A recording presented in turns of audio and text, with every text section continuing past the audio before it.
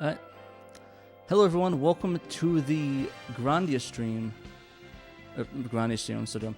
Welcome to the game competition stream for the 25th anniversary game competition from SegaXtreme.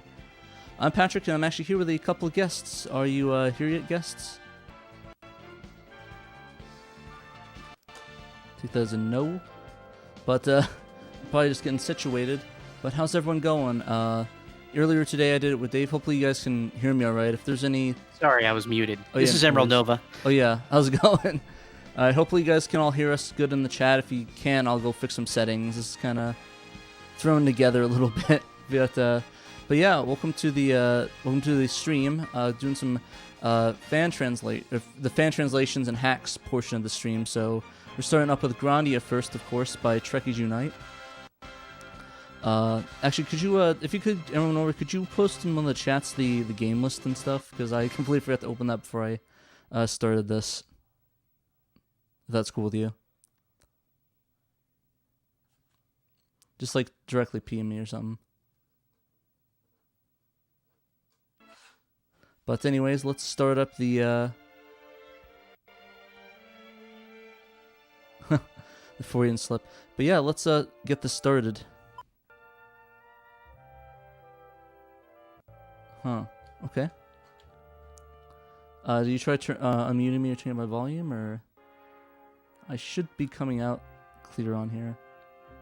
Oh. Or I can hear you. I don't hear Nova though. Yeah. Okay, that's cool. Alright, so we're going to start with Grandia and check out the awesomeness, which is the Grandia fan translation by Trekkies Unite 118. Freudian slip for the winner, that's funny.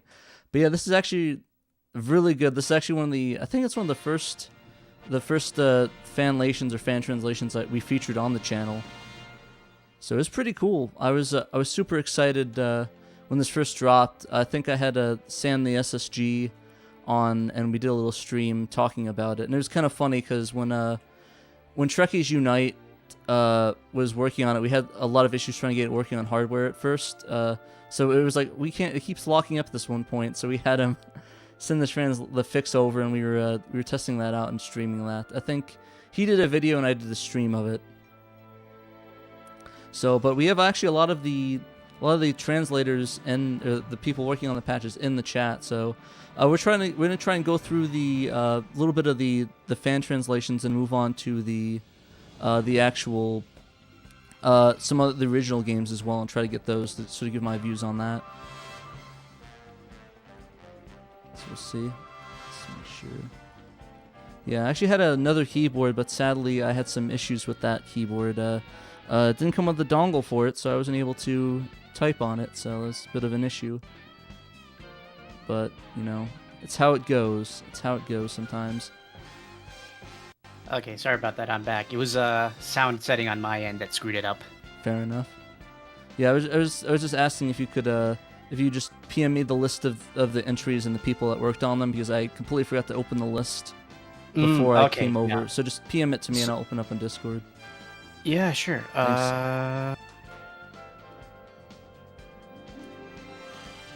It's a good thing I have all these saved. Thank you, yeah. I actually was about to use your text document, but I was in a rush trying to get everything set up, so kind of sadly forgot about that, but everything else is good, so I'm just happy about that at least. Should do that a little bit. There we go. Okay, let's try to. I'll format that for you so it's actually readable. But looks like you're up first on Trekkies Unite 118's translation of Grandia.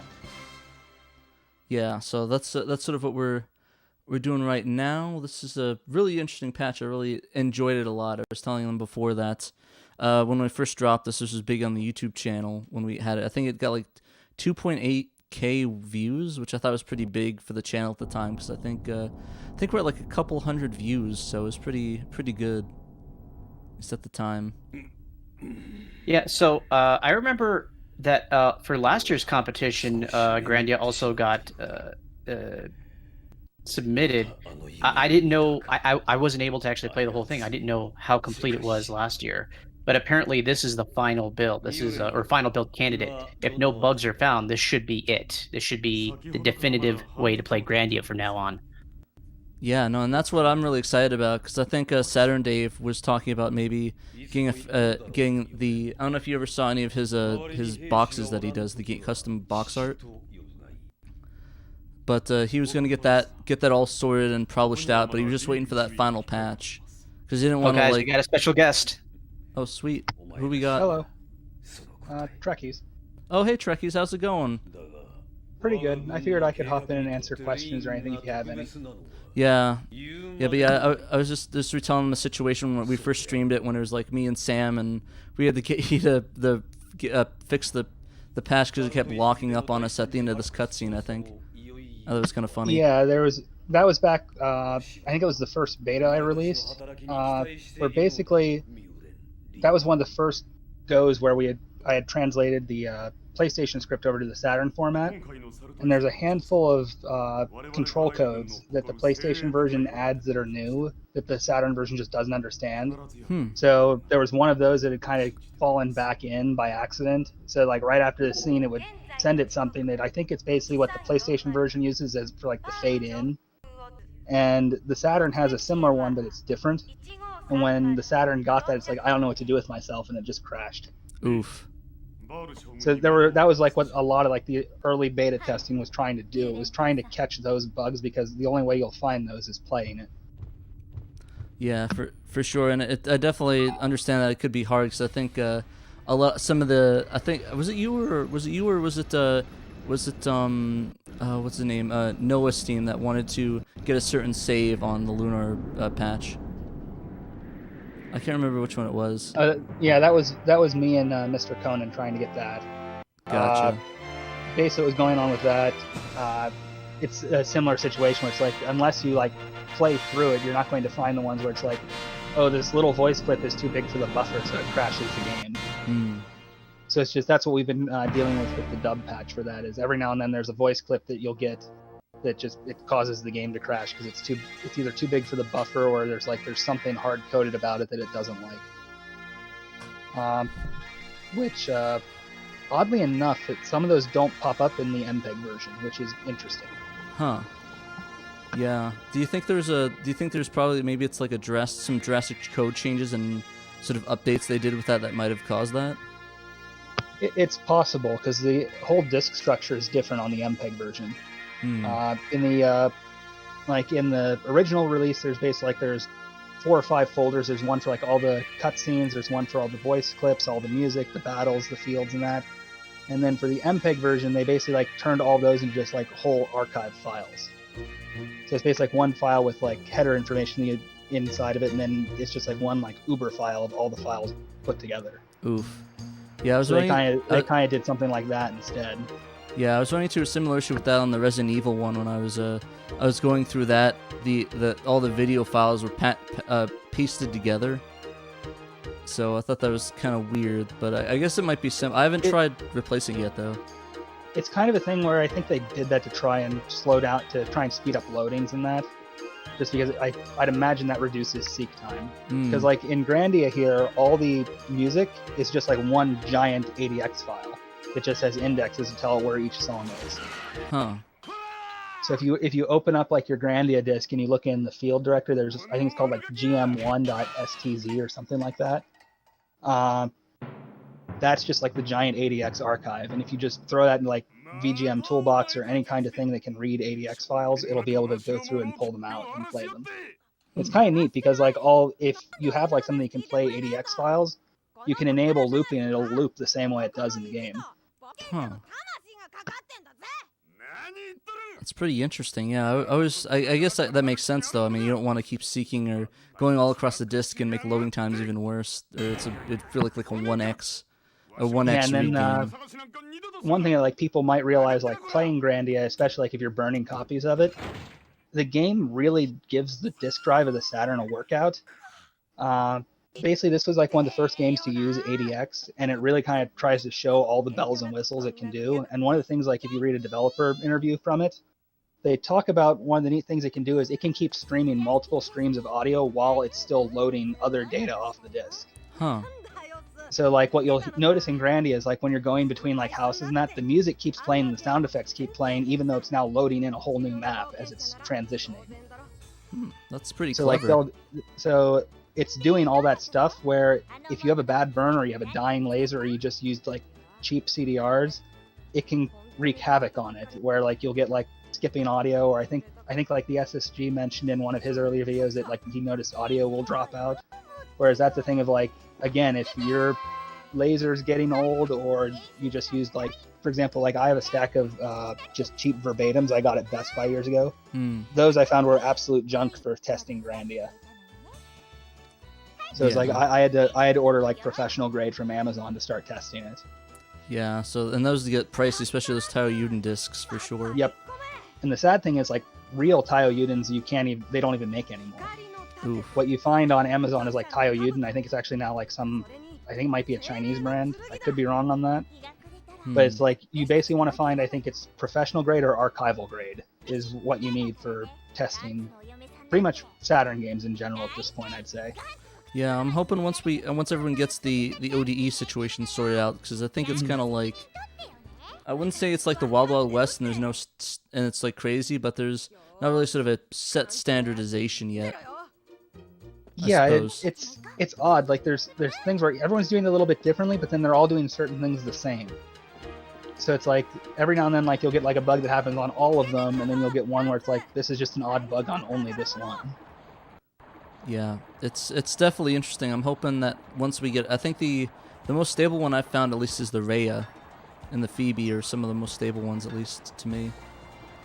The one that's like the design I like the most is probably the Satiator, just because I like the idea that it's plug and play and you don't have to rip out your CD drive. Yeah, no, that's definitely a really good point. Like it's and that's sort of why I wanted to get one, because I have actually have a kiosk, a Saturn kiosk that I'd like to get up and going, but I don't want to keep ripping out my Rhea Saturn so I can test things and do streams. So I'm hoping once that is dropped. So I just noticed on here, if you keep getting like the action button and the menu button reversed, you can actually change that. Oh, okay. If you press start, that'll bring up the configuration menu. Oh yeah, that works. And then you can just switch it between A and C. There we go. So just as a note on the ODE situation, none of them so far have been perfect for actual emulation. So there isn't really, they're not really a replacement for disk. You have to test on disk if you're really stressing out the system, like Ponut is, or like Grandia is here. You can't really tell whether or not it's an ODE problem or if it's an implementation problem. Yep, and the thing we ran into with the Lunar patch, the Synpack version. What we did is, like, if you read Sega's spec, it says, oh, all CDs must be, I think it's like within like 650 megabytes, I think is the size limit they say, which is, I think it's like 60 minutes. Whereas a CDR has more space than that. And the reason they say that is because they want you to save space for that security ring. And with us, we're like, well, this is going to be burned anyways, so who cares about that security ring space? Let's use that for extra space. So the additional, like, the bigger size and nicer quality cutscenes, that took up more space, and it made the disc now go into that region where on a mod chip system, it still fits on a CDR, and on a mod chip system, the Saturns would be like, oh, I just need to get that, I'll read it. Whereas with, like, I think it was like Mode and a couple of the other ODEs, they strictly enforced that then when it got that, it was like, I don't know what to do with this, and it wouldn't boot it. Yeah, no, that was kind of a weird situation. Like, yeah, it's one where it's like, technically they're correct, that is the spec, but at the same time, it's not how the real hardware behaves if you were to give it a disc like that it was allowed, that like if you bypass the security. So it's like, it's kind of an odd situation to be in. Yeah, for sure. Like it's kind of weird because, like, I mean, it's all like FPGA based, all these ODEs, right? I'm not entirely sure. So I don't want to speak like about something I'm not entirely sure on how they're doing it. Yeah. Trekkies, actually, I kind of wanted to get a quick question about Lunar, though. Are there plans to try to approximate the MPEG version with a Cinepack version without having to use the MPEG? What do you mean?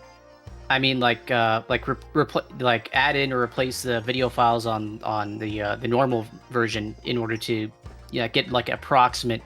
That's what we've already done that with the dub version.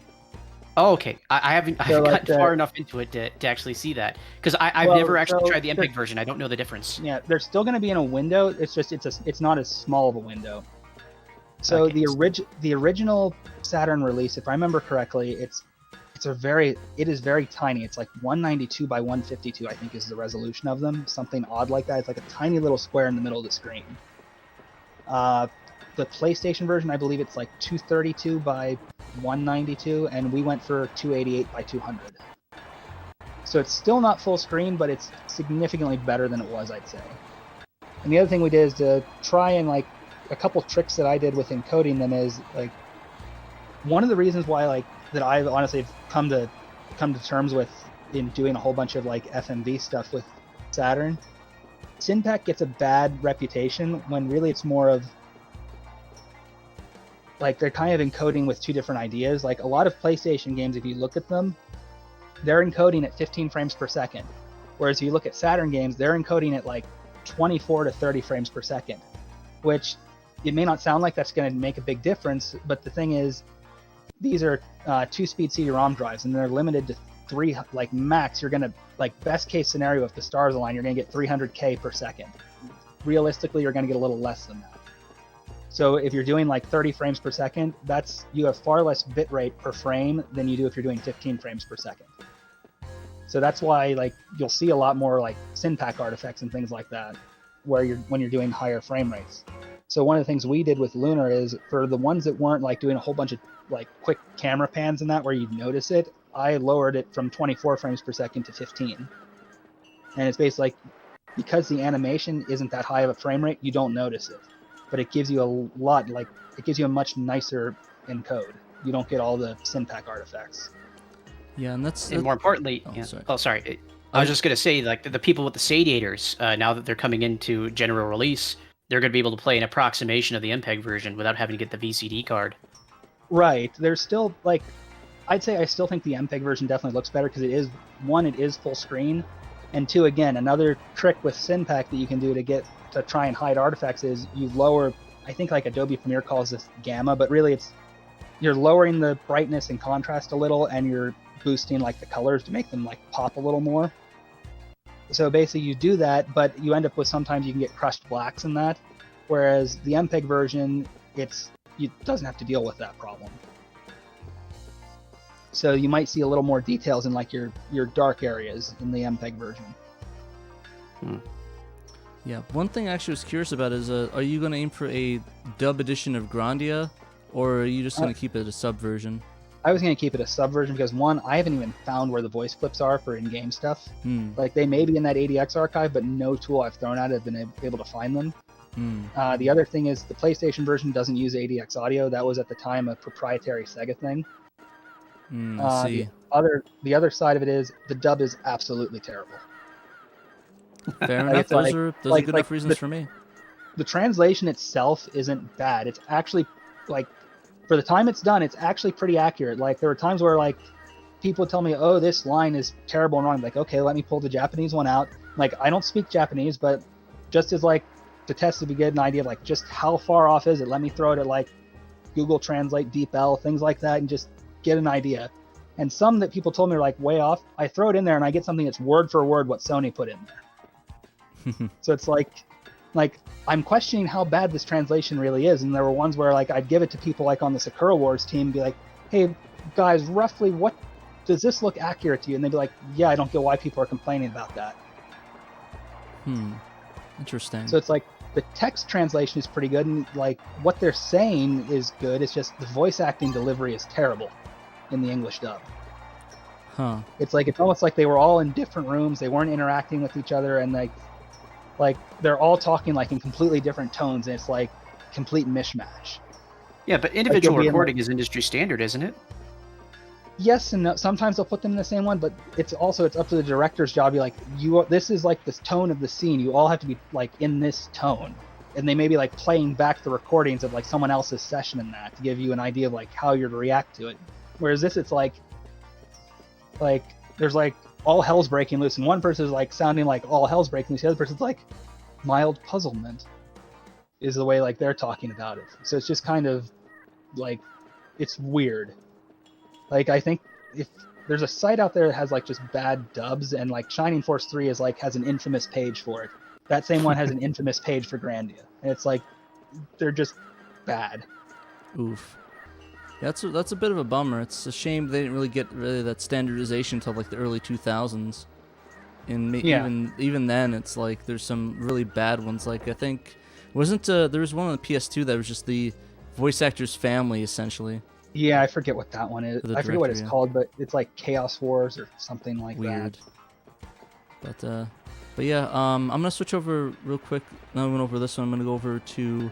I'm gonna try out the Save Game Extractor, and just sort of show that one off a little bit real quick. It's just to be a quick one because it's like it just plays like a file, so it should be. So if you have a save by a battle, show off one of those because I think last year I don't know if those were fully translated yet. I gotcha. Yeah, I'll see. I'm trying to get to the parts. I actually don't remember where.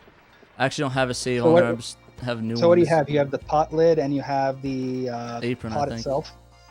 You have the apron, the pot lid, and you got the pot down by the canal. Yeah, I believe so. So go talk to Gantz. He'll tell you where the sword is, and then you have to go find the key from his brother. Gotcha. So yeah, Gantz I believe is back by the bridge. Yeah, this is like my least favorite part of the game. It's so annoying to find these. I think it took me a while on the original. I had to test it so many times. I'm like a minute I have it. I gotcha. I remember last year it took me like 30 minutes to try and get to the part where the battle because I just wanted to see the battle. Gotcha. Yeah. So where's the other parts at? I just talked to him with the. So you have the shield, the pot, and you have the armor. So now go talk to him again. Oh, okay. And he'll be like the sword is in a treasure chest in my house. Oh, okay. And then basically he's like, but he's like, I'm not telling you where the key is. And then this guy is his little brother is the one who has the key. And after you've talked to Gaunt, then you'll be able to actually talk to him. Yeah, I actually need the shield. It says to remain true to the shield of light and the spirit sword. Oh, the shield of light, that's back at the port. It looks like a trash can lid. Okay. It doesn't look like a trash can lid. It is a trash can lid. Is it that or is it a pot lid? I don't remember. I forget. Oh yeah, in the background. That's an Astro City Mini in the back. And you do know you can rotate the camera with the L and R triggers. So that right there.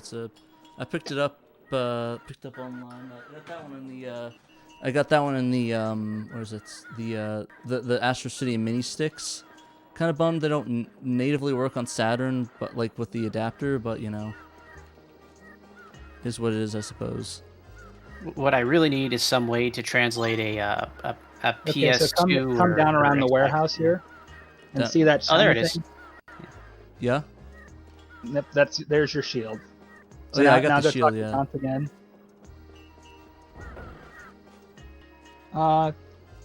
Yeah, and then just to answer I'm seeing questions in here. Yeah, the patch at this point I'd say is 100% complete.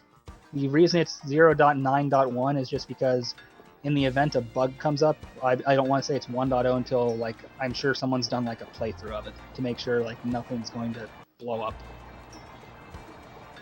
So it seems every time I'm confident, yeah, we have it this time, something comes up and it blows up.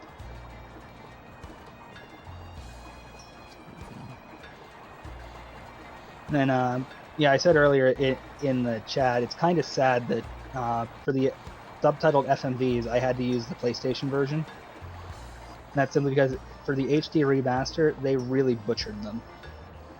So it's basically like they cranked the contrast up to like 11, cranked the brightness, and then did a whole bunch of upscaling blurring to it, to the point where you just can't compress them down. Yeah, so like I'm not like an audio file or video file or anything like that. Normally I'm just kind of happy with what I get.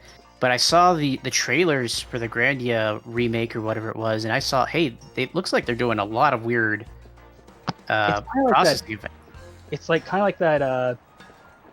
I said it's almost a meme at this point where it was like, oh, upscaled with AI learning. It's like, okay, I can run it through a blur filter too. That doesn't mean it's well upscaled. Yeah. I kind of remember. So if you talked to Gantz and he said it's in the treasure chest is in his house. Yeah, I need to get the key for that. Yeah, so now his brother is going to be over by the bar. I got you. Is that the one that keeps running away from me? Yes. Gotcha. So now he won't run away from you, and he'll let you talk to him. Gotcha. See, Turkeys, you kind of remind me of back in the Oblivion modding days, where people put all these, massive texture packs for the standard Oblivion meshes. So yeah, so there he is. Just talk to him. Oh, crap, did I miss him? He's in the path where you go into the fence area. Oh, there he is. You guys have this game freaking memorized. I don't. I have no idea how to play this. Oh, is that guy? There we go.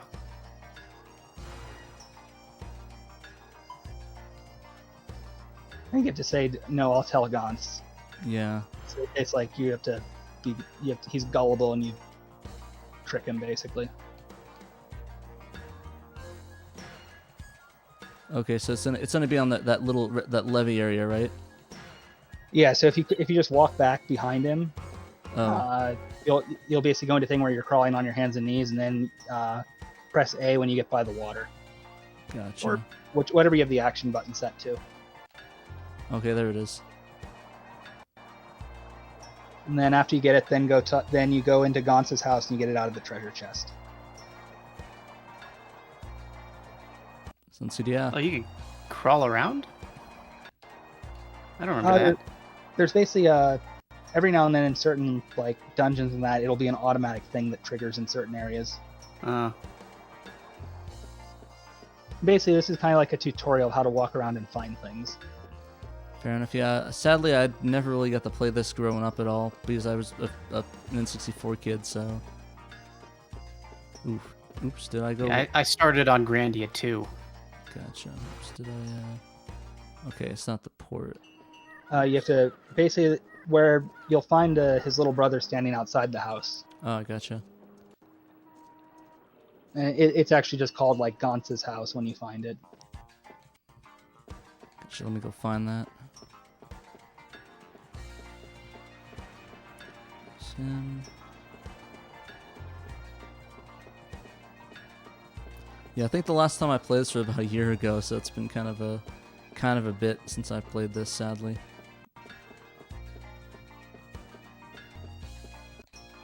But now that the patch is done, I'll probably have to go sit down and complete this game because it's really good.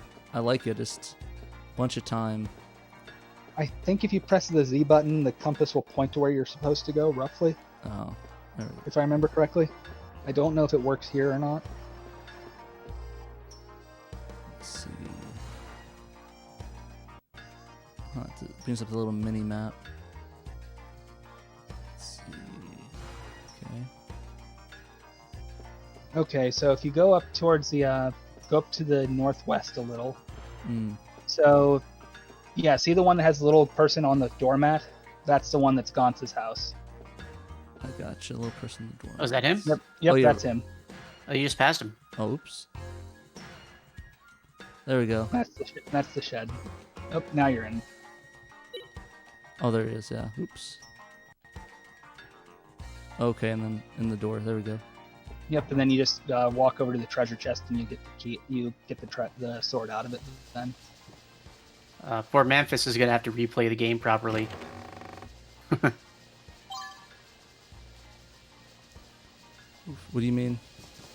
So Memphis just said he took him 22 years to get to the ending, and 4 months later, now we have this version released. So I'm guessing he played on the PlayStation, or hopefully not on the re-release, but. The re-release isn't bad for what it is. It's just they promised the moon and didn't deliver.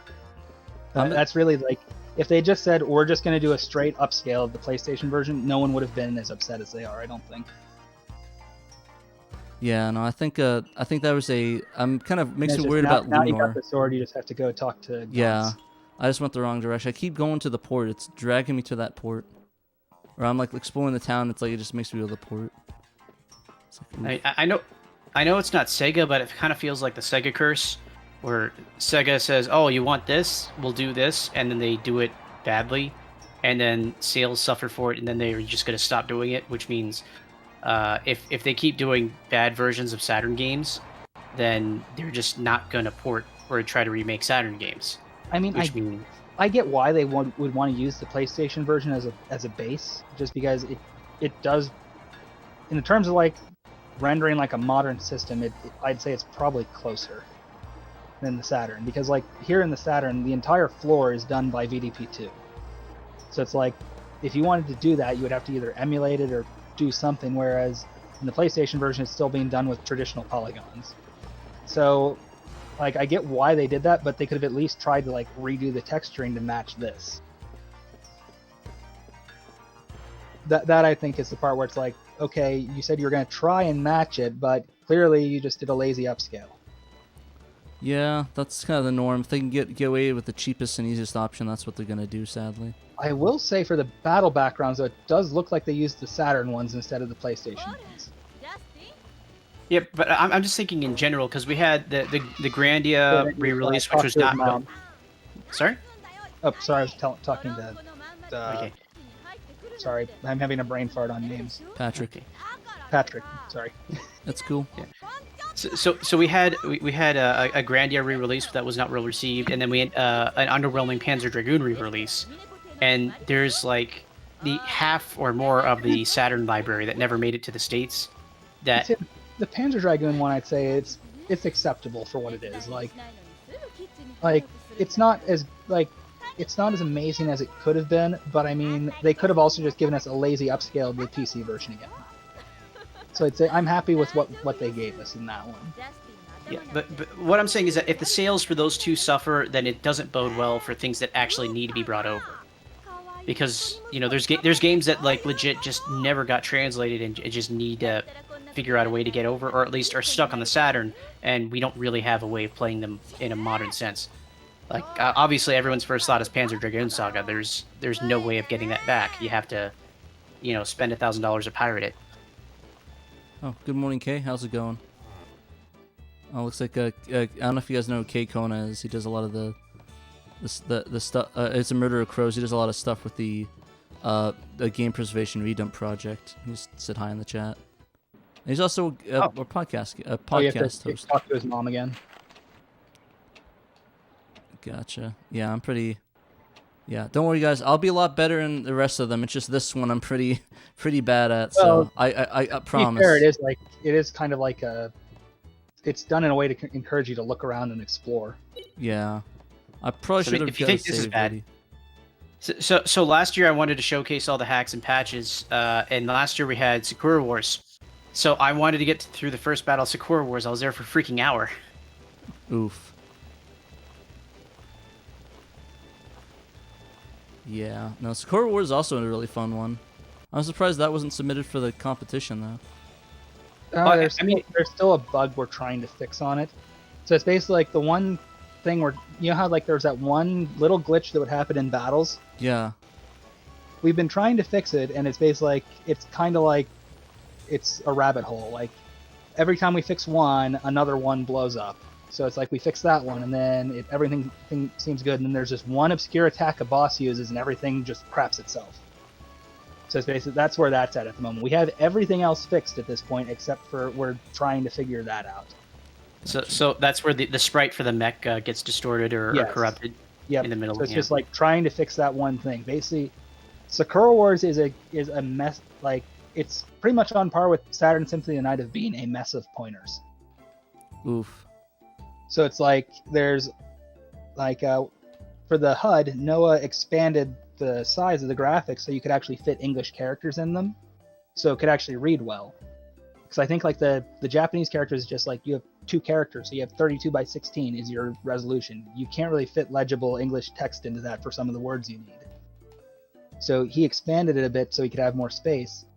But what that did is it then pushed everything in VRAM ahead. But then the game is all hard-coded pointers. Like this specific VRAM address is where everything is where this specific graphic is. So it's like it's just trying to clean all of those up. And it's like as you go down, clean them up, just more and more and more and more, like just keep unraveling. Oof. Yeah. No. I know. For like in college, pointers were a pain, especially in some of those classes where I had to use C or C++. Definitely a pain. Oh, I totally forgot about the dinner season in Grandia. Yeah. Also, notice how it's nighttime on Saturn. In PlayStation, it's always like blaring sunlight in this room. Huh. So it's like even like there's like a scene where it's like early in the morning, it's still supposed to be like dusk, and it's like blaring sunlight in the room. Yeah, just little oversights like that, you know. Yeah, don't worry, Motor Crows. So We're going to now be... you go. Huh? Now you need to go to the museum. Museum, where the hell is that at? I think it's behind your house. Gotcha. So you might just be able to walk out to the map if you want to show a battle. I think at this point that's what I did. Okay, so Yeah, you I can think just, you just walk out to the map and battle people? Yeah, if you go to the just walk to the northeast. edge of town. Gotcha. These are people complain about the Skyrim opening, but like, you know, the older JRPGs, a lot of them are like this. Yeah, just walk out behind just walk towards the bottom of the map. I You'll gotcha. walk out of Oh yeah, town. now I'm out. Oh, sorry. It's a south. Oh, you lost your signal. It's yeah. going to do that because it's changing resolution modes. Yeah, So I hate that. the map screen runs in 704 by 448. There we go. Now just walk up to an enemy. gotcha. Oh yeah, oh wow, nice, it's falling. I remember there was still Japanese text when we played this. And your initiative is centered now. There we go. There we go.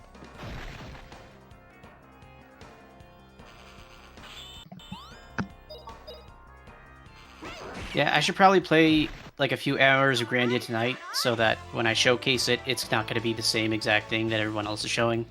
Yeah. Because everyone's playing it on a fresh save file.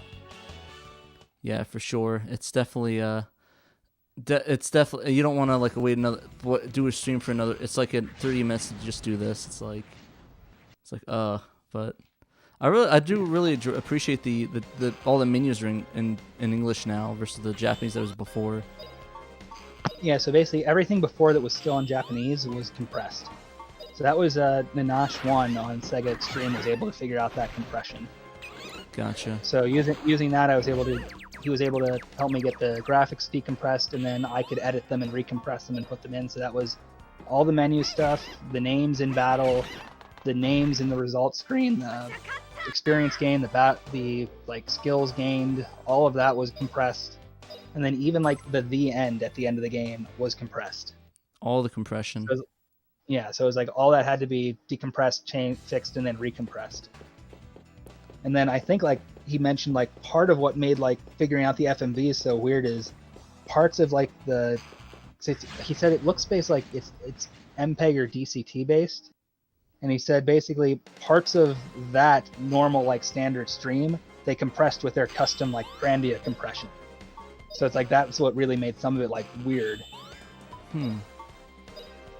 Yeah. So honestly, like the FMV like codec is honestly very impressive for what they're doing on the Saturn. Because they're basically doing like software MPEG, and they're actually getting it full screen. But how they're doing it is basically the resolution is 352 by 176 for the full screen ones, and then they're basically doing some scaling and using high res mode to try and hide the stretching artifacts. So then they get that at full screen. They get about 10 frames per second, which, like I said, that's pretty impressive when you consider, I think it was like Sega's own like MPEG soft deck that they had on the Saturn had to run in a little window and you got like maybe 10 frames per second. Huh. Gotcha. All right, so let's while you're here, why don't we just move on to the Lunar Silver Star dub patch while you're here, if that's cool. Sure. Let's look at that a little bit real quick. I'm a lot further in that one than that one. I think I played a little bit further, so it'll be a little bit less repetitive. But it doesn't take that long to get into battles in that one, at least. Sadly, the only Lunar I've ever actually really played was the one on the Game Boy Advance. Oh, you poor soul. I enjoyed it. I had fun with it. It's not bad for what it is. Yeah. So I believe when you guys were doing this, you decided to go with the PSP version of the Lunar? I can't remember the name of it. It's Xseed's dub. The Harmony So they one, did it. Silver Star Harmony.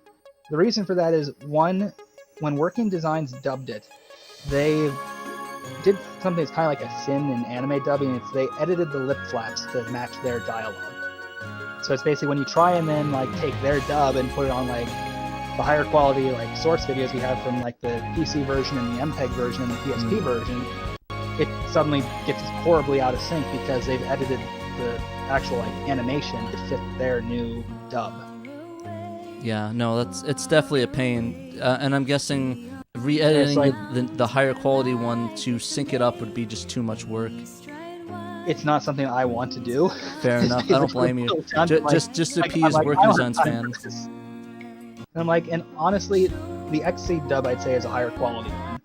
The working designs one, it's not bad for when it was done. It's just there's definitely some rough spots where it's like it kind of suffers from that thing where you get like either like new voice actors and that who like they're kind of afraid to get loud in the voice booth or things like that.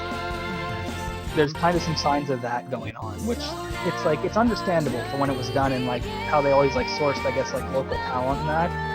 It's just like when you compare it to like the XC dub, it's like they got like big name like anime dub voice actors to do it. It's just like. Gotcha. Yeah, I lowered it down a bit. Sorry about the loud audio. Some of them it's kind of louder and quieter than the other one. So, but yeah.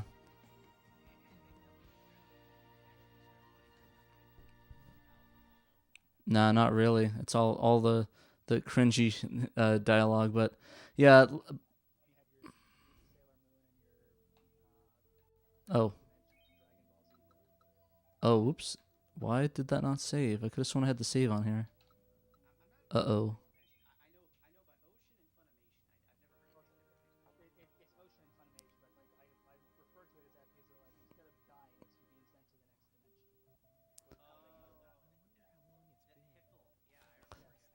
Hall of Infinite Losers.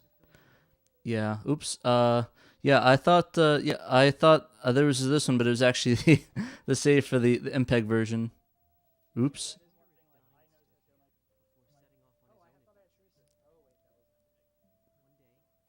Huh.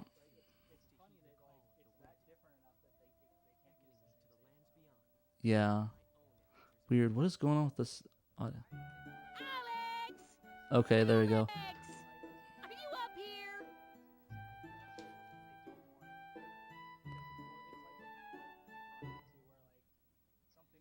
Oh, hey there, Null.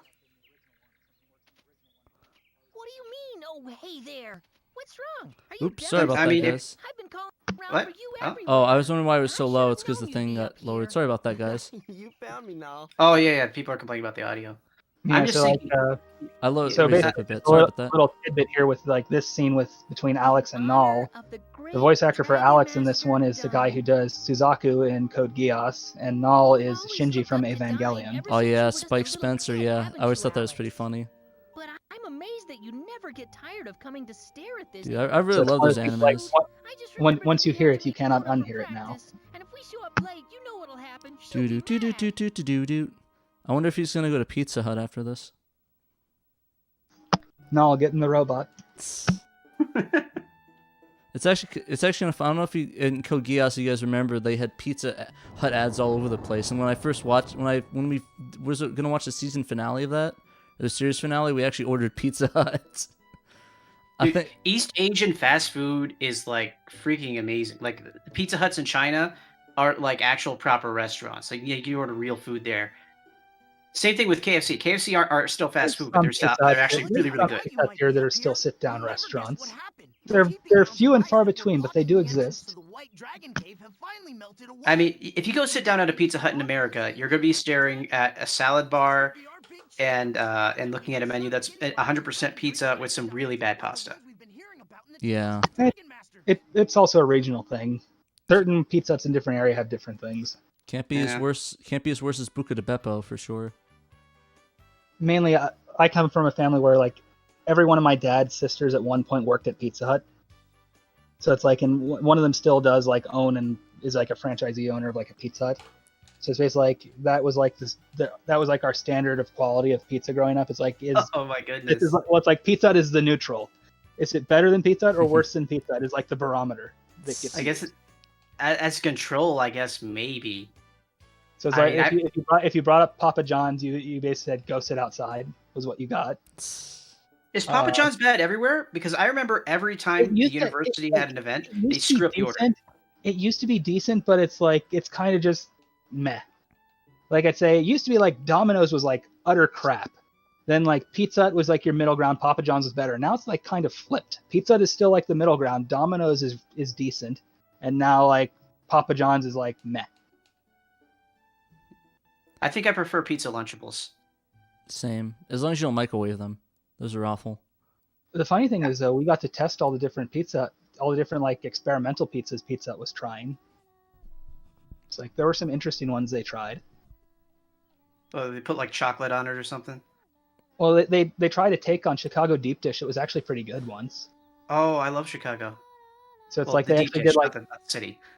They did like a Chicago Deep Dish style pizza, but like, so it's basically like they had like it was kind of like a fluff, like a, I don't want to say like, it was more like a pastry kind of crust, if that makes sense, with like air pockets and that in it. Yeah, flaky. And they put the toppings of that all in, and then they gave you like the sauce that you could pour over top of it, like for however much sauce you wanted.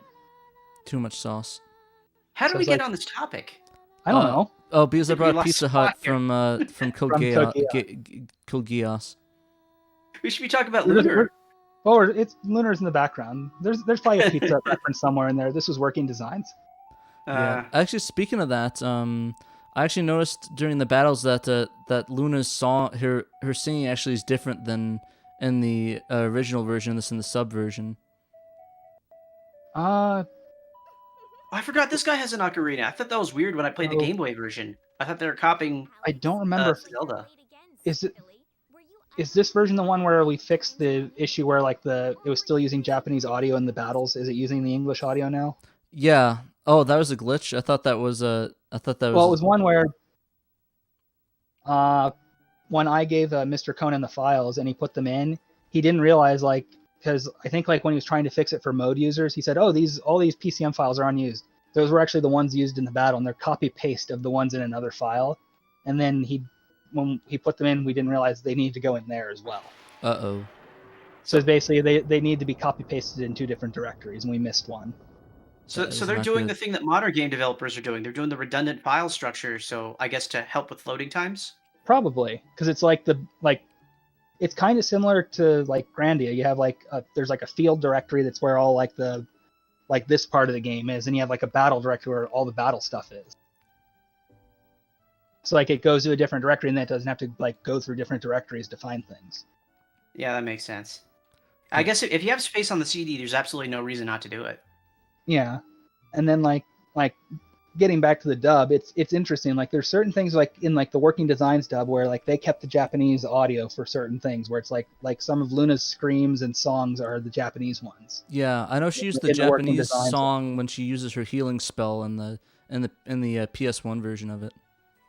Yep, and then in the Xseed one, they dubbed some of those, but then kept the Japanese for a couple others. Huh. Whereas like one thing in this like in some of the cutscenes, like it's very obvious for the Xseed one, I guess like they weren't given the original background audio for some of them. So it's like they kind of had to like add it back in. They had to like recreate it. Whereas for that scene, like with Alex and Luna, the ocarina song it's honestly a comical train wreck. It's like the guy's like fumbling the notes. So it's like it sounds horrible. So what I did there is I took the Japanese audio and kind of did a merge between them to try and like say, let's see if we can make that a little better. Huh. But it's like, it was just one where it was like, I laughed when I heard it because it's like, it sounds like the guy is just fumbling around like an ocarina. Oof. I don't understand how you're given the task of porting the game and then the original developers don't just give you the assets. That's pretty common. Well, it could be that some of the like original background audio is just lost. Like they may have like the original Japanese audio at this point of like the full final thing, but all those like the piece like this instrument track is gone. Okay. So everything's merged into one master, and then they may not have like the individual assets anymore. They may not have. Okay. That would be that's my guess. Yeah. At the very least, get someone who can play the instrument. Like it's an ocarina. You could just get a kid with a recorder and probably approximate what you need to do. That may have been what they did. Get a kid who's actually. It kind of sounds like that. Yeah, don't get the C student, get the A student. But yeah, and like it's kind of interesting. Like there's certain like without trying to spoil things and that, there's certain story elements where it's like Luna singing like this dark evil song, and in the Working Designs one they used the Japanese voice actress, whereas in this one they had her dub it, and it's not a bad performance, just it's different. Huh. Oops. Generally for music, I think you'd want to retain the original language because it's really hard to translate a song and have the meter match and everything like that. Yeah, I was a big fan of the Luna's Boat song from the that the Working Designs did. I thought it was pretty nice. Yeah, like I'd say as I've been working with like the XC dub, it's been growing on me. So I'd say like the XC dub tends to like, it's more in line with like what the original Japanese song was saying. Whereas Working Designs is more like, there's certain things about it where it's not bad, but they tended to try and be more focused on trying to make it rhyme. So it's like almost every line rhymes, and it gets to the point of where this is borderline cringe now. Yeah, that seems to be the MO for Vic Ireland, is just a bunch of cringe. It's like it's constant rhyming, and it's like, okay, there's more to making a song flow than rhyme. Fair enough. Yeah, it's definitely interesting the directions they went with that one, and it is a shame that all the masters got lost. But I guess, I mean, the music industry is good at holding on to them, but I guess when it's a Japanese company, all the masters go in the trashers. Well, that's kind of like the thing that happened with Dragon Ball and Dragon Ball Z in Japan. Oh yeah, with the audio masters, right? Yeah, basically Toei threw out the original audio masters, so all that you have is the optical audio on the film. Yeah, and it sounds like garbage, essentially. Yeah, it's like what's on like the Dragon boxes is better than any other official release, but it's still not great. Yeah, and it's basically like fans have been able to, it's actually kind of like miraculous. Fans have been able to restore the original broadcast audio from VHS tapes. Yeah, but like, Toei's like, LOL, we don't need that. Yeah. So it's like fans have made their own hack where they've taken like the Dragon Box video and put in the broadcast audio source from VHS tapes. It's kind of like how the Star Wars fans did for the despecialized editions. Pretty much. Yeah. Which I just have my laser discs. Oh, same here, man. That's why I got a Laserdisc player. But what's the resolution on a Laserdisc, though? It's about the same as DVD. So it's 480 by, I think it's like 640 by 480 roughly. Yeah, Huh. it's an composite, analog though. resolution, so it's like it is a little bit softer looking. And after letterboxing, it's going to be kind of small, though. Right, but the official DVD release of that theatrical version is sourced from those Laserdiscs. Oh my So it's like goodness. it's a little bit cleaner because it's not composite mastered, but it's still the same resolution. It's still letterboxed, and then it has some of its own problems. Yeah, it's a bit of a bummer, really. But I mean, what are you gonna do, right?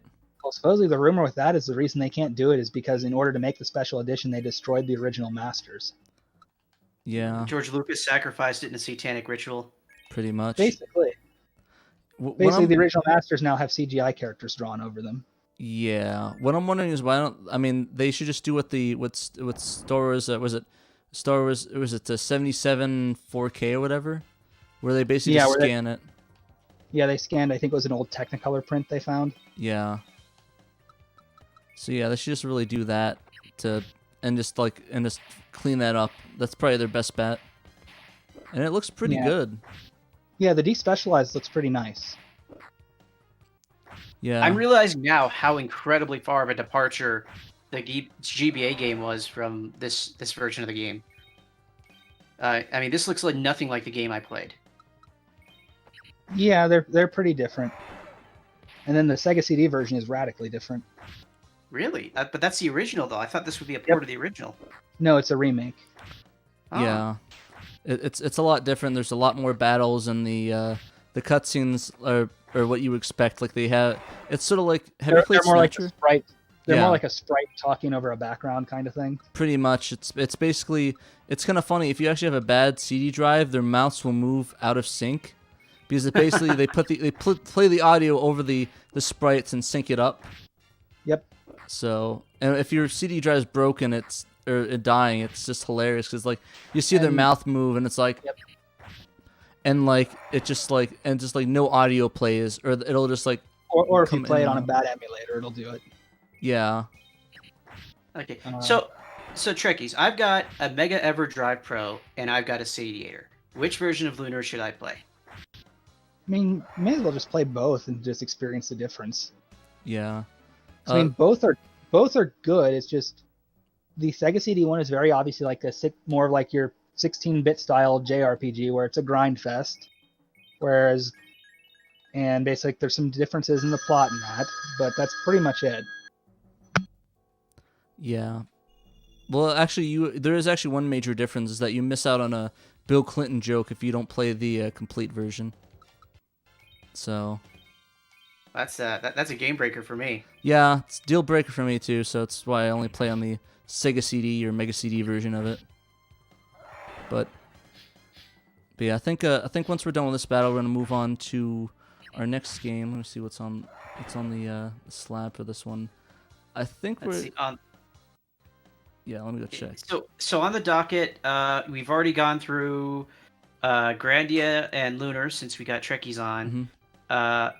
There's Fire Pro, Dracula, Save Game Extractor, and the floppy disk. What? Well, you don't have a floppy disk though. No, I only unfortunately I was not able to test that one for the competition, but I had to get my information secondhand on that one. So. One of the SHIRO guys has an actual FDD, right? Yeah, Peter does. Did this just lock up on me? No, it looks like he's doing something. He's trying to revive you. Or not? Uh-oh. Did it freeze? I think I might have soft locked. Oh. Uh-oh. That says, your healer's dead. You might as well just quit now. Yeah, I don't know. I'm hitting all the buttons. Nothing's hitting, so I guess not after this battle. Sorry, guys, but man, I'm getting all sorts of cool glitches and stuff doing these streams. I always love that. But why don't we just check out the save game extractor and do that real quick? So the extractor is kind of hilarious in that you can actually output an audio stream that you can redigitize via microphone and perfectly capture your game data. It's ridiculous. Yeah, it's pretty. It reminds me of the days of of like this Commodore 64 tapes where it's just like a bunch of crackly data. So save data copier. Sorry, I had to go answer the phone real quick. Oh, okay. You were so Lunar kind of soft locked there for a second. Night of Dragon is actually asking if what did it soft lock on? When I was healing. I kind of missed it. That might have been an audio file. Oops. Yeah, I have it on the stream, so I'm doing the save game extractor copier. It's the same thing, right? Extractor copier or no? I had an argument with Slinga about this because I accidentally put the wrong name the first time. They're two different programs. The extractor is meant to be played on just any general Saturn and should also be able to output audio stream. Gotcha. So that's like the primary feature is that you could play the data, literally play the data. And I don't know what the people on stream are hearing because I have it muted. It's probably not pleasant. But if you put up a recorder or a microphone up to the computer, and you can decode it using the tutorial he provides, and back up your save, and then you can play it somehow. I don't know how you get it back into Saturn. I forget. You'd have to put it on a CD and put it back in, like with. Yeah. You got to reburn it. So the internal memory there, or not internal memory, CD memory. When you reburn the disk, you recreate the ISO. Huh. You can never figure out how to get the modem working. I'd like to make something where you could just like upload your saves to a database and download them. I gotcha. So we had a lot of people looking at the netlink for a little bit, and then everyone kind of just went quiet on it. I got distracted by Scenario, and Waterfuel was the only guy actually making any real progress anyway. Yeah. Gotcha. Here, actually, I want to do a fun experiment. I'm going to copy my Resident Evil save data and see if anybody can play it later on. So let's be quiet real quick while I get this.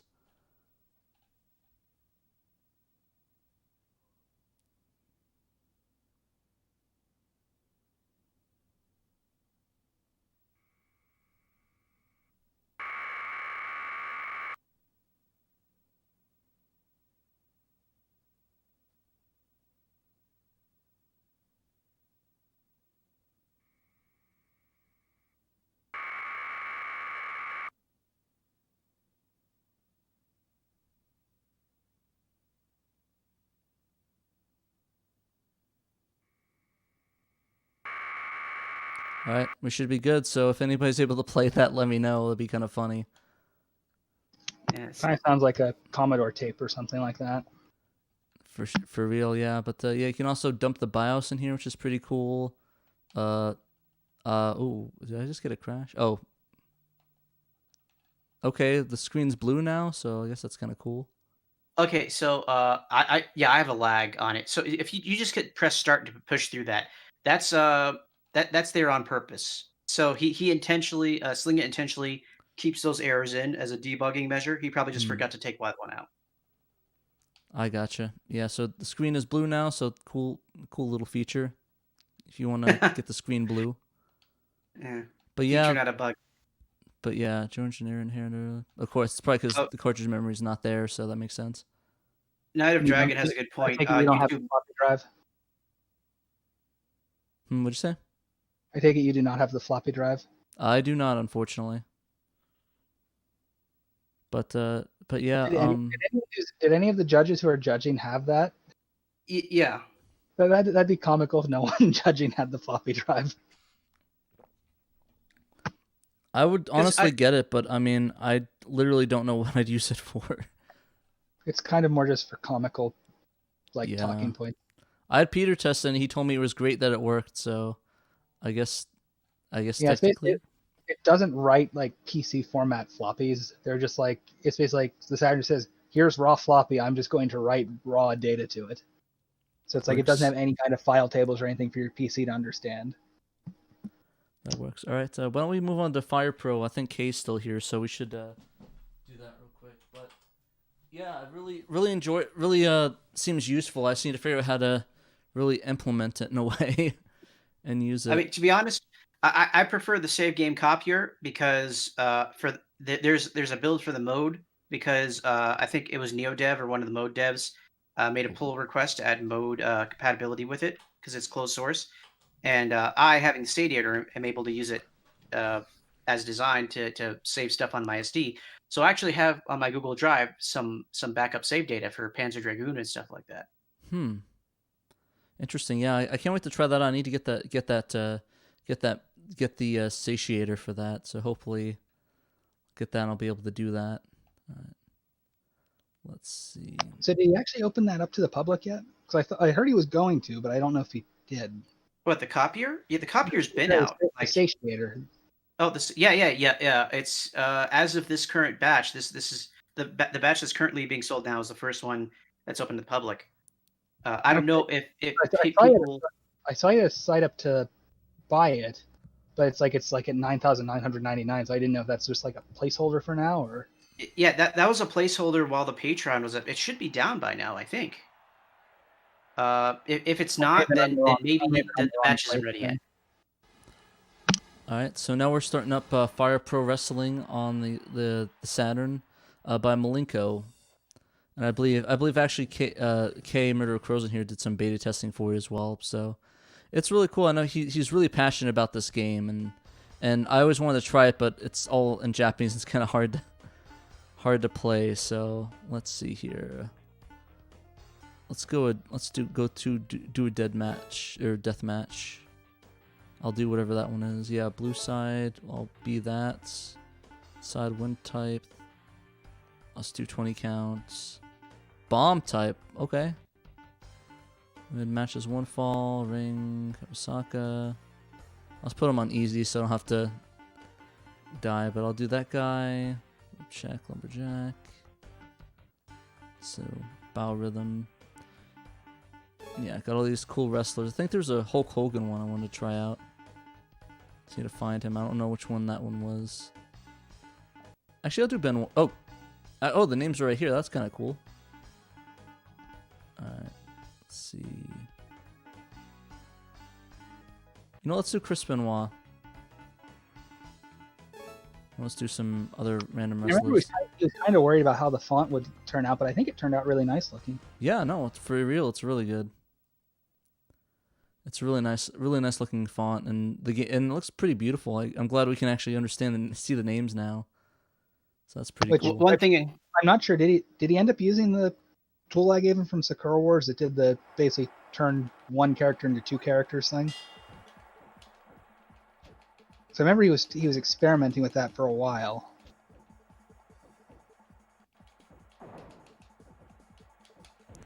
Gotcha. Yeah, I'm not sure in all honesty. Yeah, this Are is they one in a that, glass like, cage? Yeah, I guess it's a glass cage. That's concerning. Yeah, because this is one that, like, I had never even heard of this until he started translating. I'm like, this actually looks pretty fun. Like, if this came out, my brother, like, cousins and I would have probably loved this thing. So I was, like, in an era where, like, everyone was, like, into WWF and all that. Yeah, same here. I remember I played a lot of like a WWF Attitude on the N64 back in the day.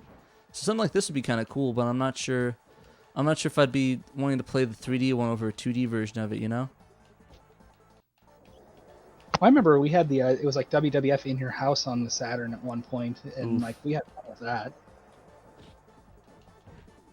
I think Fire Pro Wrestling is supposed to be some sort of like cult classic or something like that because of there's supposed to be character customization feature. Yeah, there's crazy levels of customization in this game. It's insane. It's like Kay was That's showing part me of it, and it was insane. yeah, that's part of what inspired that save game extractor and copier is trying to build a tool to edit your fighter. Oof. Yeah, no, I remember.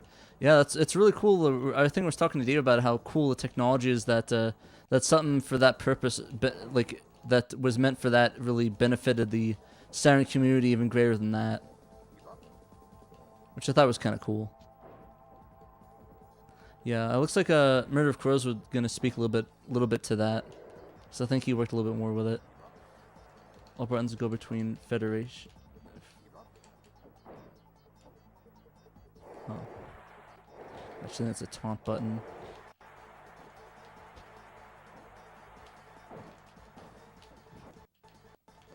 So are these supposed to be like real wrestlers? Like, are you supposed to be able to fight some sort of wrestling league that I don't know about? I'd imagine they're parodies, would be my guess.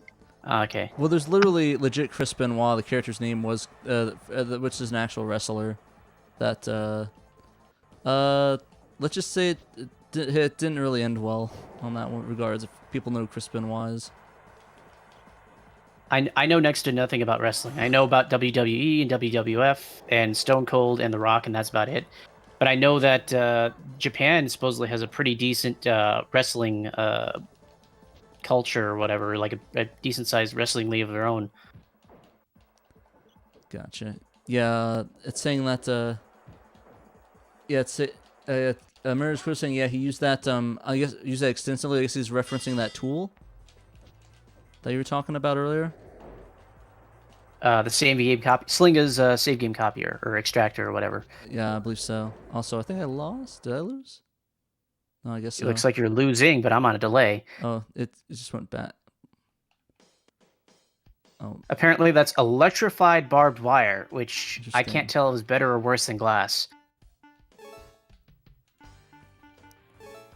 oh yeah, there you can. Oh, you can do different federations, so you can go to get different wrestlers. Okay, that's cool. Ace. Let's see, yeah, I know none of these wrestlers. The only one I know is Kriss Benoit. Oh, Rob Van Dam. Okay, that's cool. He's in here. Where are you seeing these? I can't tell. Oh, Johnny. Oh, okay. Because I'm looking at the bottom of the screen, and the bottom and the top do not seem to correlate too much. Yeah, I think Kay was saying that they were going to change the names to the actual wrestlers, I believe. Oh, yeah, I'm not going to look at that name. Oh yeah. Yeah. Yeah, Chris Jericho. Saki. Yeah, so they have a lot of... I don't know a lot of these wrestlers. Oh, they have Tiger Mask. That's kind of cool. I actually know that name. I don't know why I know that name. I think it's from a Super Eye Patch Wolf video. I believe it's an anime. Oh, never mind. I know that Super Eye Patch Wolf has a really good video about wrestling. Oh, whoops, I just select two CPUs fighting. But that's kind of cool that you can actually do that and have two different CPUs fighting.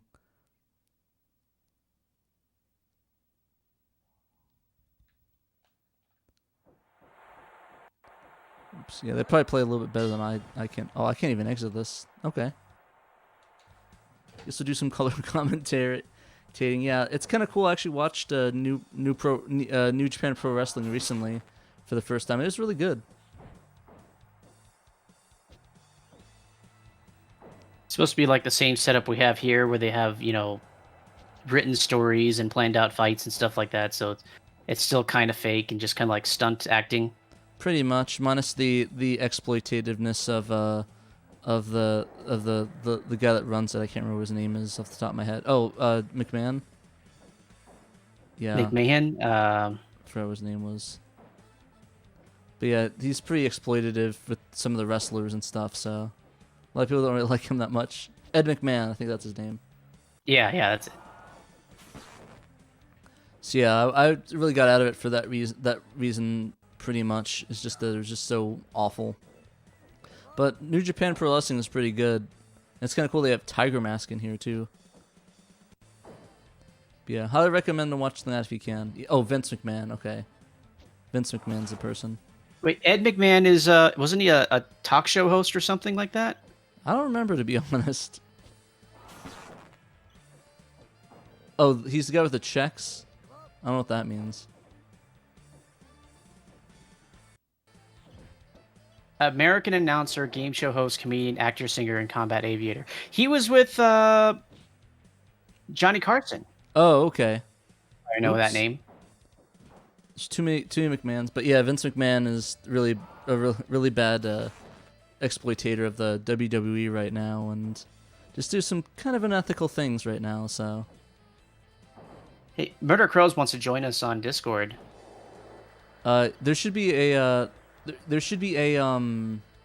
there a cap on the stream? If so, I can hop out. No, there's no cap. You can invite him in if you. I think there should be an invite link that I sent out. It's on the Facebook page if you guys want to check it out. I'll see if I can just invite him in manually while I'm doing this, but on the Sega Saturn SHIRO Discord, go to the live stream room and come join us, talk about the homebrew development. Yeah, I'll have to scroll down here. Put him in. I'll use my mouse.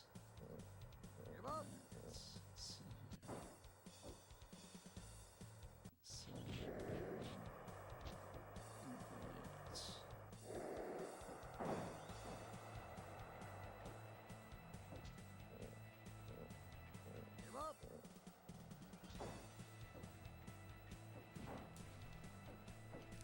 Okay, there we go. So I just invited him in, so he should be in shortly if he hasn't got in yet. Mic check. Oh, yeah, we hear you. You're really low, though. Yeah, coming in quiet. Max out that gain. How's that? Perfect. Better? All right. So I'm way delayed because I was using my phone to watch your stream. So I got to catch up. But I'm speaking a little bit to this since Malenko's not here. Slinga did some of the technical aspects of things, providing tools, like was mentioned. And a lot of the translation work for the non-wrestlers was done by Malenko himself, whose his handle, Malenko, is actually after Dean Malenko, which was a wrestler in WCW, and I think he does talent scouting for WWF or WWE now. But it was known as like the Man of 1,000 Holds. And Slinga had a separate handle of Superfly, based on Superfly's Jimmy Snuka. And then I had a Murder of Crows. So one of like the little Easter egg things is that all three of us have created wrestlers in one of the save data where you could play as our, like the character, because Dean Malenko was not actually in the original game, and although his likeness was, and Superfly's Jimmy Snuka was not in the game at all. And then my created character is basically based off of Eric Draven from The Crow. Oh, so you didn't put in J.R. Martin in there? No, we had the history of Fire Pro. If any of you guys ever played Pro Wrestling on the NES, like same genus. It's kind of like the start of it all. But Fire Pro is like a long has a long history, with most of the popular titles either being from like the Super Nintendo era. The Saturn one was really popular because it's the only one with 6 players that you can have, like all 6 of them being human. And then in recent years, they put out a PS4 and Steam variant called Fire Pro Wrestling World. But it became super famous for having a very robust create a character, create a wrestler mode, also called edits in Fire Pro speak. So all of the wrestlers that you see are actual wrestlers. They're, unless it was one that was created by, an end user, all the in-game wrestlers were real people. But to get around copyrights and trademarks, they went ahead and altered the names. So in the original Japanese, the character of Hulk Hogan in the game is listed as like Axel Duggan or something like that. Huh. Yeah, and I remember you were saying that you guys changed over the names to the official ones, because I was seeing like Hulk Hogan, Chris Benoit, Chris Jericho, and some of the character names. Yeah. So the game came out in I want to say it was December 96 or 97. So all of the wrestlers that you see are going to be versions of those characters from that time period or before, as they would have been known in Japan. And all of the federations or promotions are legitimate promotions in one way or another. They were just, again, renamed for copyright purposes. But you'll find that wrestlers that American wrestling, fans or people who follow American wrestling might know because of their work later on. They actually, a lot of them got started in Mexico and Japan. Particularly New Japan and All Japan Pro Wrestling. So Chris Jericho was known as Lionheart at that time before he joined up with WCW. And Chris Benoit was Wild Pegasus. But since most American wrestling fans might not be aware of Chris Benoit's history as Wild Pegasus, the original translation crew, we're talking about the people who hand translated the game into FAQs back in like 1997, chose to mention that it was Wild Pegasus, but also Chris Benoit. Didn't have enough space in the way that they did the naming structure for these guys to put in all of the names. And you'll actually see, like, during the name selection, the top box will give you like the profile of the individual wrestler, but the bottom box will give you a list of all the wrestlers in that federation based on their surname. Yeah, actually, let me go restart, and I'll go show off the character menus and stuff. I accidentally hit 2 CPUs to fight, so I couldn't exit out of that. Super Eye Patch Wolf has a really. Oh my! I got your video delayed again. Sorry. Yeah, but yeah, no, that's super interesting. I was fascinated when I was watching your stream before and heard you talk about that. But I'm glad you guys. So you guys were actually able to add your own characters into the translation patch, or patched it in. So there's a save data that's going to be available, and the plan. How I got involved in this was that I was interested in translating this game like forever, but never had like the technical prowess at the time to do it. And I got involved in a couple of translation projects, and they all kind of fizzled out or lost data over the years. But Slinga and I had actually spoken, I believe, back like 10 years ago, without knowing, again, who each other was. And one of the things that I had wanted to do back in those days, you had a lot of websites that were dedicated to Fire Pro edits, which is essentially, the creative wrestler mode. And these edits, because we didn't have, the internet as we have it today, where we can just download files to our consoles, what they did was they created a template where you would just go through and like, okay, choose move number 21 in this position, choose voice number 2 of this position. And then you just have that pasted onto a web page, and you meticulously go through to create or recreate whatever wrestler someone else did. And the at the time, Saturn was pretty interesting because you could have with the expanded like the official save cartridge, you could have like an additional 80 wrestlers on top of the normal, like 16 or so. So one of my projects was to go through the internet and try to find all of these websites with all these old templates and preserve them, and just so that we could have them in the game later.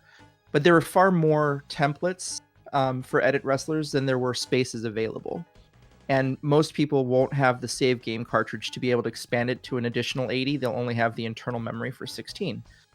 So Slinga wanted to produce a save game that had wrestlers that most people in the US, like the audience for the translation project, would know. So Stone Cold Steve Austin, for example, is not in the game. We'd have to create him. The Rock's not in the game. Triple H is not in the game. So all the big names from the Attitude Era. Basically, the Attitude Era was just on the cusp of happening for WWF. When this game came out. And so that was the project, was to try and just go through all of these old edits, because I saved a lot of them back in like 1999. And I managed to still have all those, or most of those data. And then I went through like the archive projects, like archive.org's Wayback Machine, to try and find all the GeoCities websites and all the Angel Fire websites that people put up with all of this old edit wrestler data. And so we were just gonna cull it out to the best 16 that we could find, and then one of those, three of those, I guess, were going to be one for Dean Malenko, based on an edit that I had from the late 90s, one for Superfly Snuka, representing Slinga, and one for me, which was Eric Draven, that I was like a custom creation. Nice. I'm super. So on the screen I'm seeing right now, you're in the death match. What's interesting about the death match is that it's a steel cage. It looks like glass, but it's actually barbed wire. If you look really closely, you'll see like these little barbs that kind of give that glass effect. I'm a little bit further. I'm on Victory Road right now. Oh, okay. I was showing off the translation of that. Gotcha. So when you throw wrestlers into that steel cage, it's electrified. It gives them a little shock, and if you let the time run out, there's these little black boxes on the outside. If time runs out, like if you set it for 5 minutes, the cage will explode. Like all those little boxes are bombs, and it knocks everybody out in one shot. Interesting. Yes. The game is not like your traditional wrestling game from the era. Like people are kind of used to like WrestleFest and like WWF Superstars from like the late 80s, early 90s, where it's basically like a button masher. In this game, audio is very important, and also like visual cue timing. So when you see the wrestlers lock up and the moment they touch, there's a sound that plays. It kind of sounds like a clap or something. Mm-hmm. And that's the moment of execution. So there'll be like a kind of like a rock, paper, scissors effect. If your wrestler is, super strong and healthy and not overly tired, and your opponent is a little bit more tired, then you've got the opportunity to pull off a slightly stronger move, but your timing still has to be correct. I feel I'm just getting dominated by this guy in this arena right now. Yeah, it's not super intuitive at first, but once you actually get it, like once it clicks, it's a lot of fun to play. I mean, we used to have in 1999, I'd have like a bunch of people over, and we do 6-man battle royals and tournaments with this game. But it became super popular because of the Created Wrestler mode, which is more than 50% of the game, I think. Whereas every other wrestling game out there, you have like a story mode, you have your exhibition matches and such. What this game specialized in, again, in 1994, 5 for the Super Nintendo, and 1996, 7 for the Saturn version, is that you have a highly programmable artificial intelligence. and it was possible to be able to pretty closely, not 100%, but pretty closely simulate what a wrestler would do in real life, and I'm using that with air quotes. So when you create your character, if 50% of the time when he is on the floor of the mat, he will appeal to the crowd, right? Do some sort of teaser move to the crowd. Then you could actually recreate that. Or if you knock your opponent to the ground, 25% of the time he'll pick him up, 15% of the time he'll drop an elbow, 10% of the time he'll try and do a pin. Whatever you could do through analyzing quote unquote real matches, you'd be able to simulate in the game. And this became popular with e-federations, where you would create a wrestler and simulate entire cards against other people's wrestlers and see what would result. So super nerdy, and it crosses over with pro wrestling, which is not necessarily the most nerdy aspect of things, kind of considered a little... I don't know, I consider wrestling fans a bunch of nerds. Well, it's considered lowbrow, right? Versus other topics of interest. Yeah, but I suppose the simulation factor is really what drove this game, in my opinion. So playing on Victory Road, that's where Malenko was focusing a lot of his time in recent months. So I would take the screenshots of the game, what the text was, and he would go through and translate it, and then try to figure out, how best to use the characters that were available. And I got to tell you, the change, being able to use that utility, it completely broke open the ability to get a lot of work on the translation done. Like everything was night and day between the two. So I know that he was super happy about that. Can't remember where the tool came from. I'm sorry. Let's see. Oof, yeah, I pretty much lost that one. So yeah, this guy, what the heck is this guy doing? I can't see your screen live or delayed. Yeah. Oh, yeah. He basically pinned me, and he just kept beating the hell out of me. Oh, yeah. I mean, there's some, just like any other wrestling game, there's exhibition match options that you have, and then after the match is won, for about 10 seconds or so, you can pretty much wail on your opponent. All right. I think at this point, I think we're gonna move on to probably the last. Actually, there's the floppy disk one, but I'm not able to really test that. But move on to Dracula X real quick and talk about that. I think Night of Dragons even is in the chat, gonna talk to us about it real quick. So I'm gonna go boot that up real quick. And it was good being able to talk with you about this, since I gotta run to work shift now. But yeah, fair enough. It was great having you on explaining that to me, because I'm not the biggest wrestling guy, and you probably have more insight than I would on the translation patch, as you were one of the beta testers for it. Yeah, I mean, I was actively involved in trying to figure out what some of these things were going to be called. Like, the programming work was all done by Malenko. Actually getting the characters in. Thanks much to the community for the tools. And then Slinga helped provide tools for us to do extraction and figure out where the save game was doing things. Little known fact, I mean, we spent a huge amount of time with the palettes. Each wrestler that is built into the game has actually 6 different outfits, one of them being close to the real life outfit. But it took Slinga quite a bit of time to figure out where all those pointers were, so that we could, actually customize which button correlated to which outfit, or change the outfit colors. But anyway, I gotta run, and thanks for letting me, word vomit. Yeah, no worries. Thanks for coming on the stream, man, and hopefully I'll talk to you again soon. Later. All right, so we went to the next game, which is going to be Dracula X, or was it Nocturne of the Moonlight, or Symphony of the Night, depending on where you released that. And this one was actually by Night of Dragon, which pretty prominent in the community right now, especially for a lot of his game patcher resources, which I found pretty useful. Especially the fact, I'm surprised he didn't even enter that one. I don't think it would count though, would it? I'm not sure because it doesn't really run on the Saturn. Yeah. I just want to say re-encoding these FMVs reignited my hatred for Windows 95. You actually re-encode them in Windows 95? That is the only operating system I had access to that I could use the codec. Oof.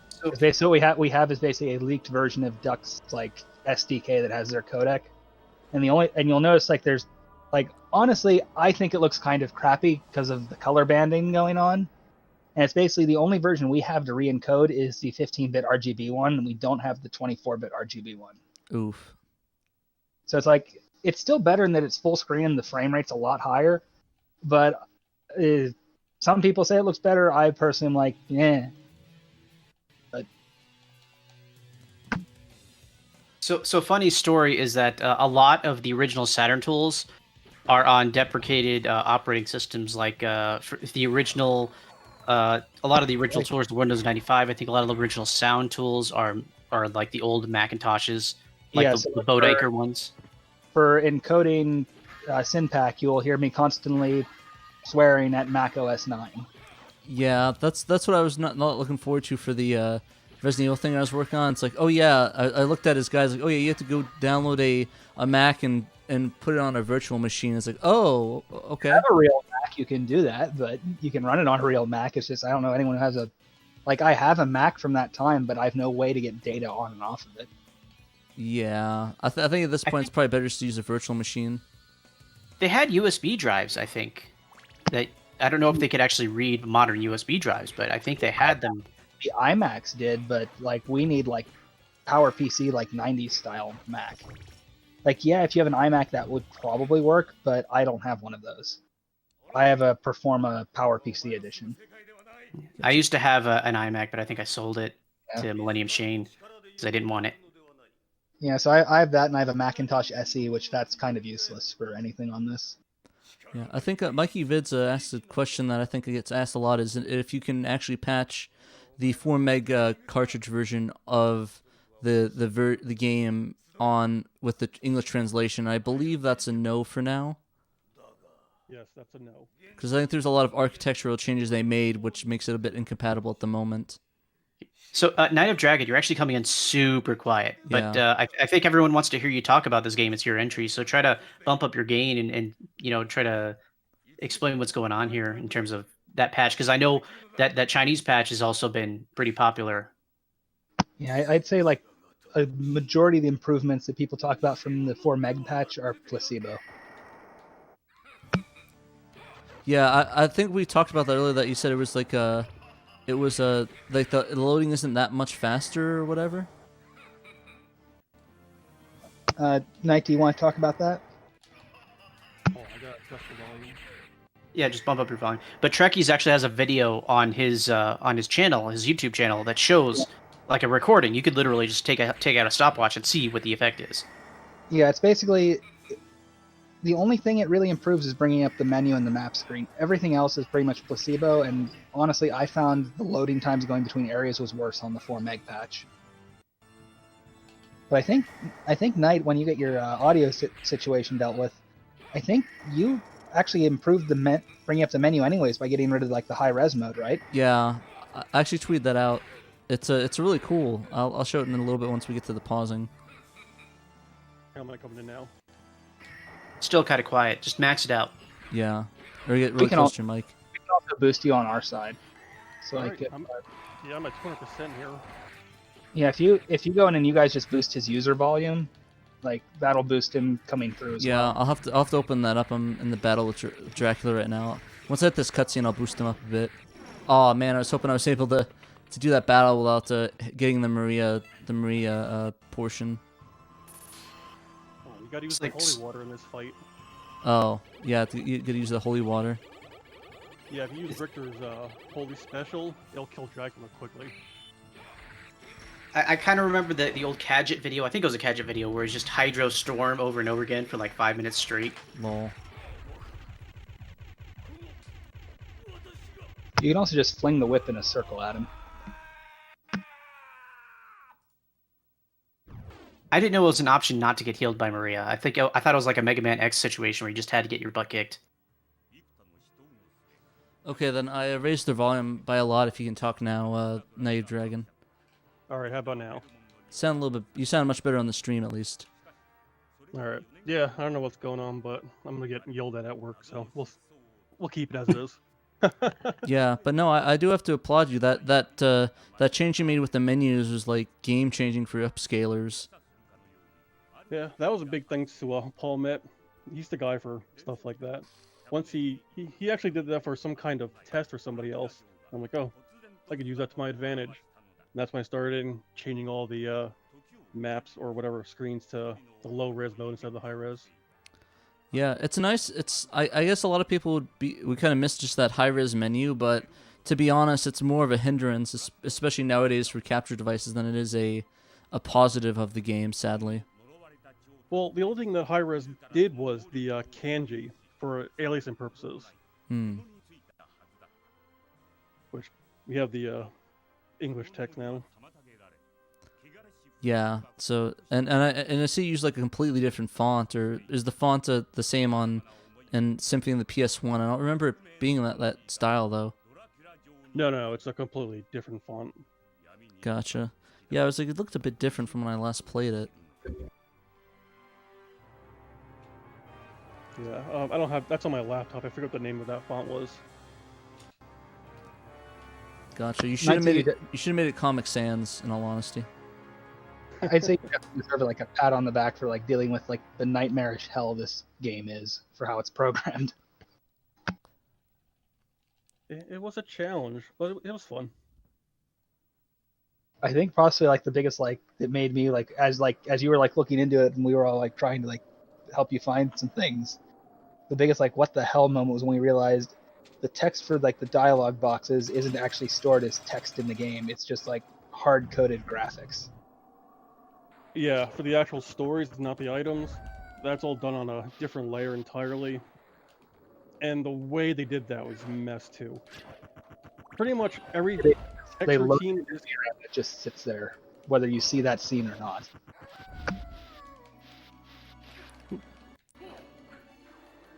Yeah, but I'll go show off the menu real quick. So as you can see, you can actually get to the menu in a reasonable amount of time instead of the 2 weeks it takes you to usually load it up. So you can get all the items. And see they use this new cool little font. That's kind of neat. So why exactly did you go with this new font versus the one that was present on the PlayStation version?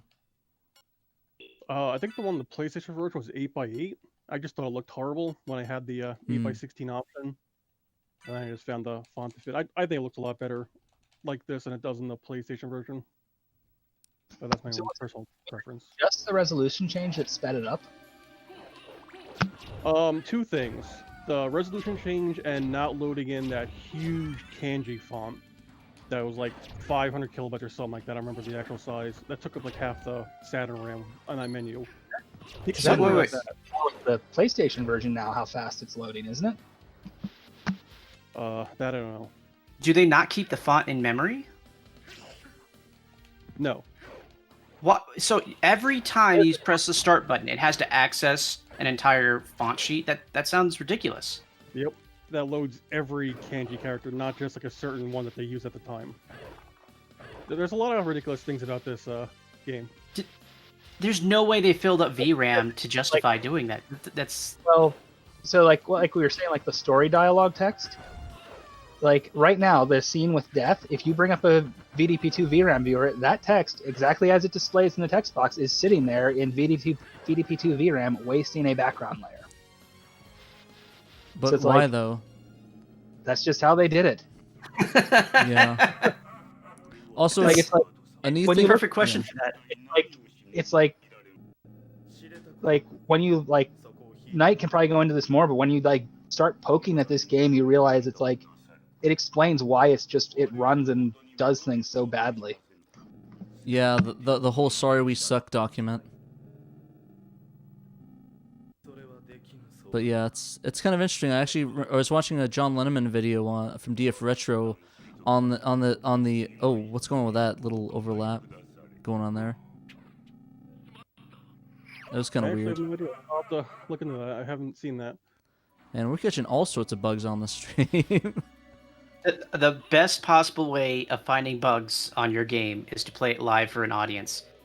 That's probably why I made such decently fast progress on the scenario engine, despite it not being done, is because the majority of the development was like live. So every time I screw something up, I have at least Ponut or a few other people that know what they're doing tell me what I'm doing wrong. Yeah, I actually felt really bad when I played the first stream of this, and it was just like I get glitch after glitch and get soft locked, or like I'd run into the issue where I run into an item and the game freezes up on me. I was like, oh geez. That's why with Grandia, I just did it like as an open beta, because it's like I don't have time to like do every single permutation here, and like just having other people play it is better for me to find bugs. Yeah, for real. But yeah, it's but for the most part, it's running great now. I was playing it a bit, and I didn't really run into any issues whatsoever, which I kind of liked a lot. I don't know if maybe I missed that death thing though. I could have sworn I don't know why I missed that before. But yeah, get the cube of Zoe. Yeah. I guess a lot of people missed it because I don't remember anybody mentioning that. The only bug that I know about right now that I have to fix is with Beelzebub. I haven't had a chance to go and test that yet. With the dialogue with Dracula, but I thought you fixed that one in like the 1.0. Yeah, that one I did get, and there was some kind of end game, like if you got a bad ending at the end. I fixed that one as well for 1.0.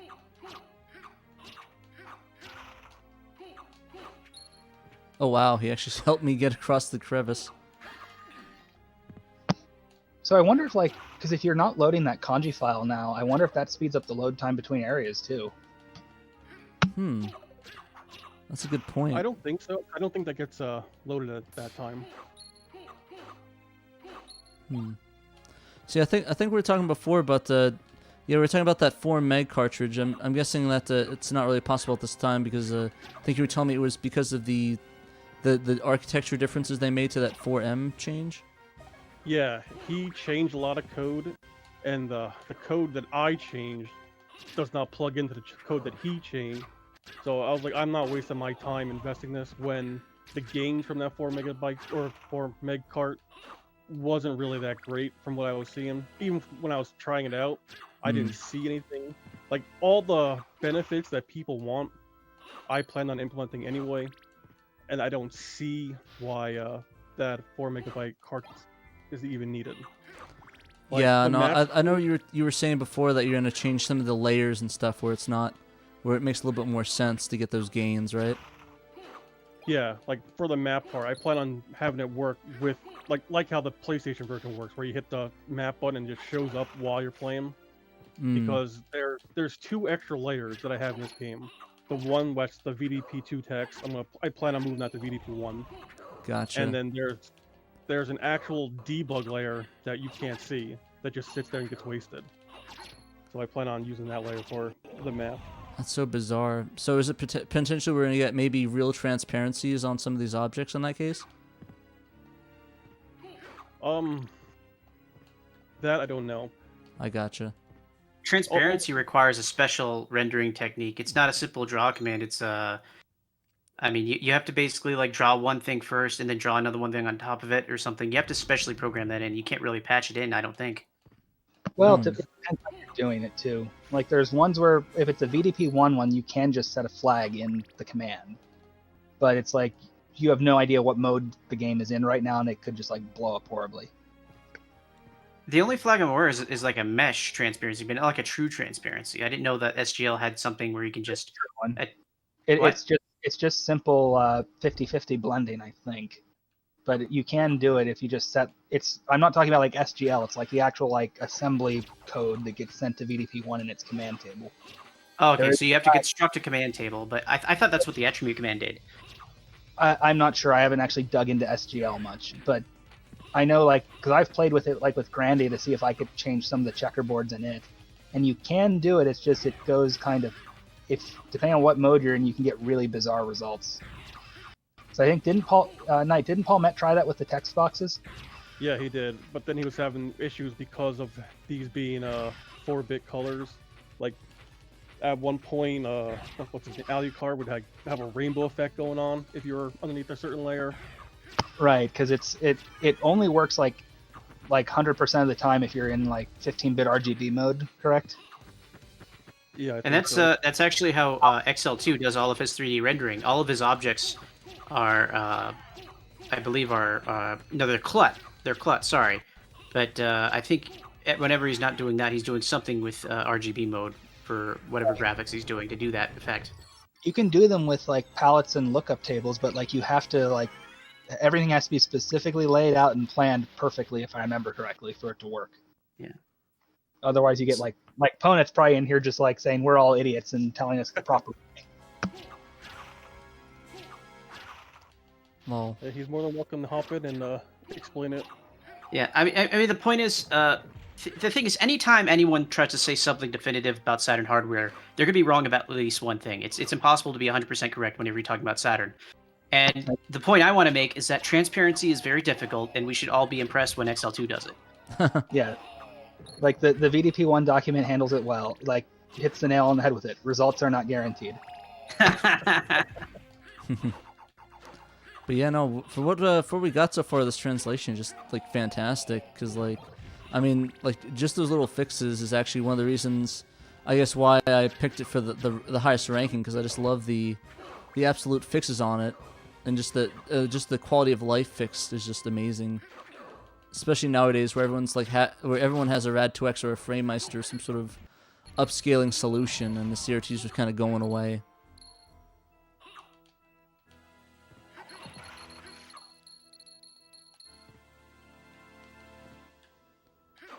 Go.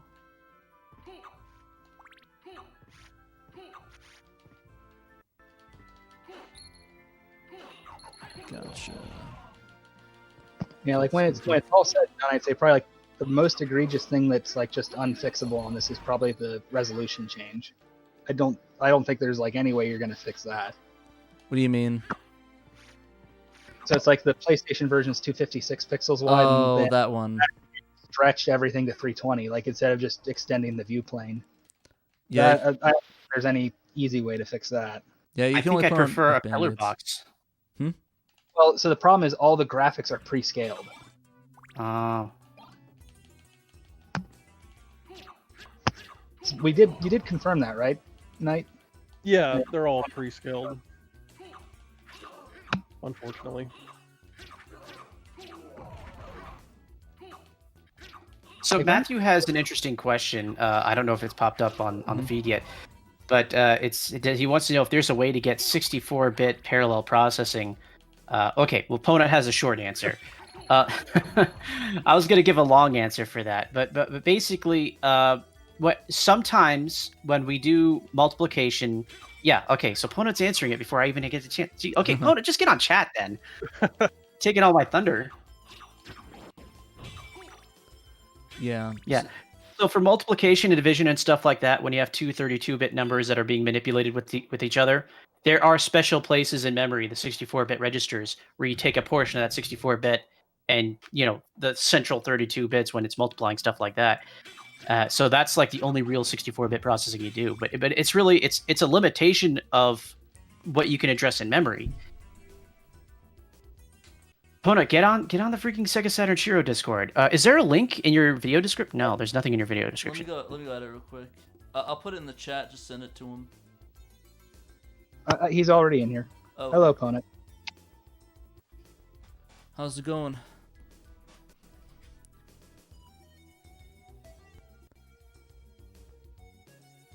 Pona, did you eat your mic? Did I eat my mic?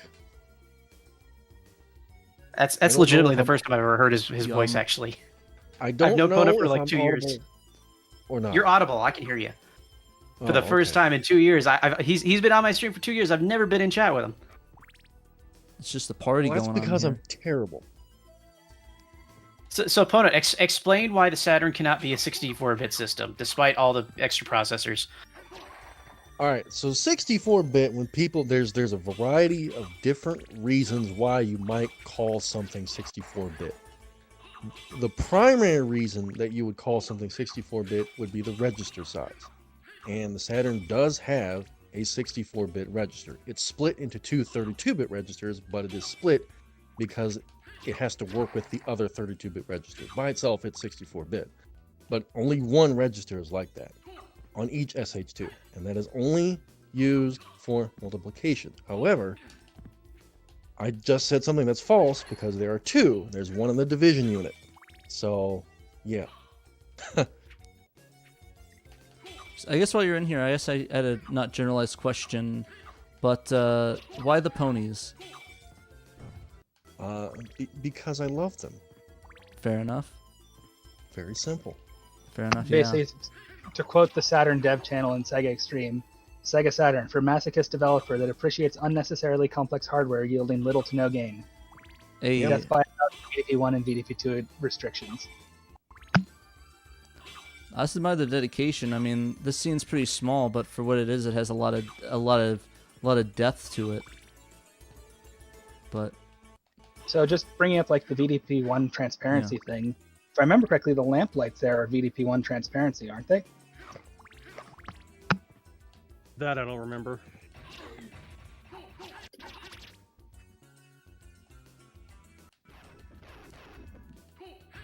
So the division, opponent can correct me after I describe it incorrectly, but essentially you take a 32-bit number, you gotta shift it all the way over to the left so you have room to divide it, and you divide it by another 32-bit number, and then whatever's in there, you kind of have to grab that.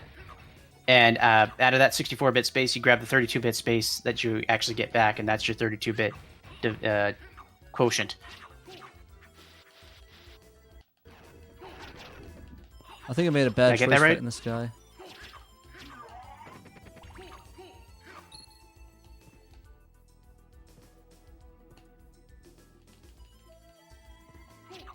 He's doing the math.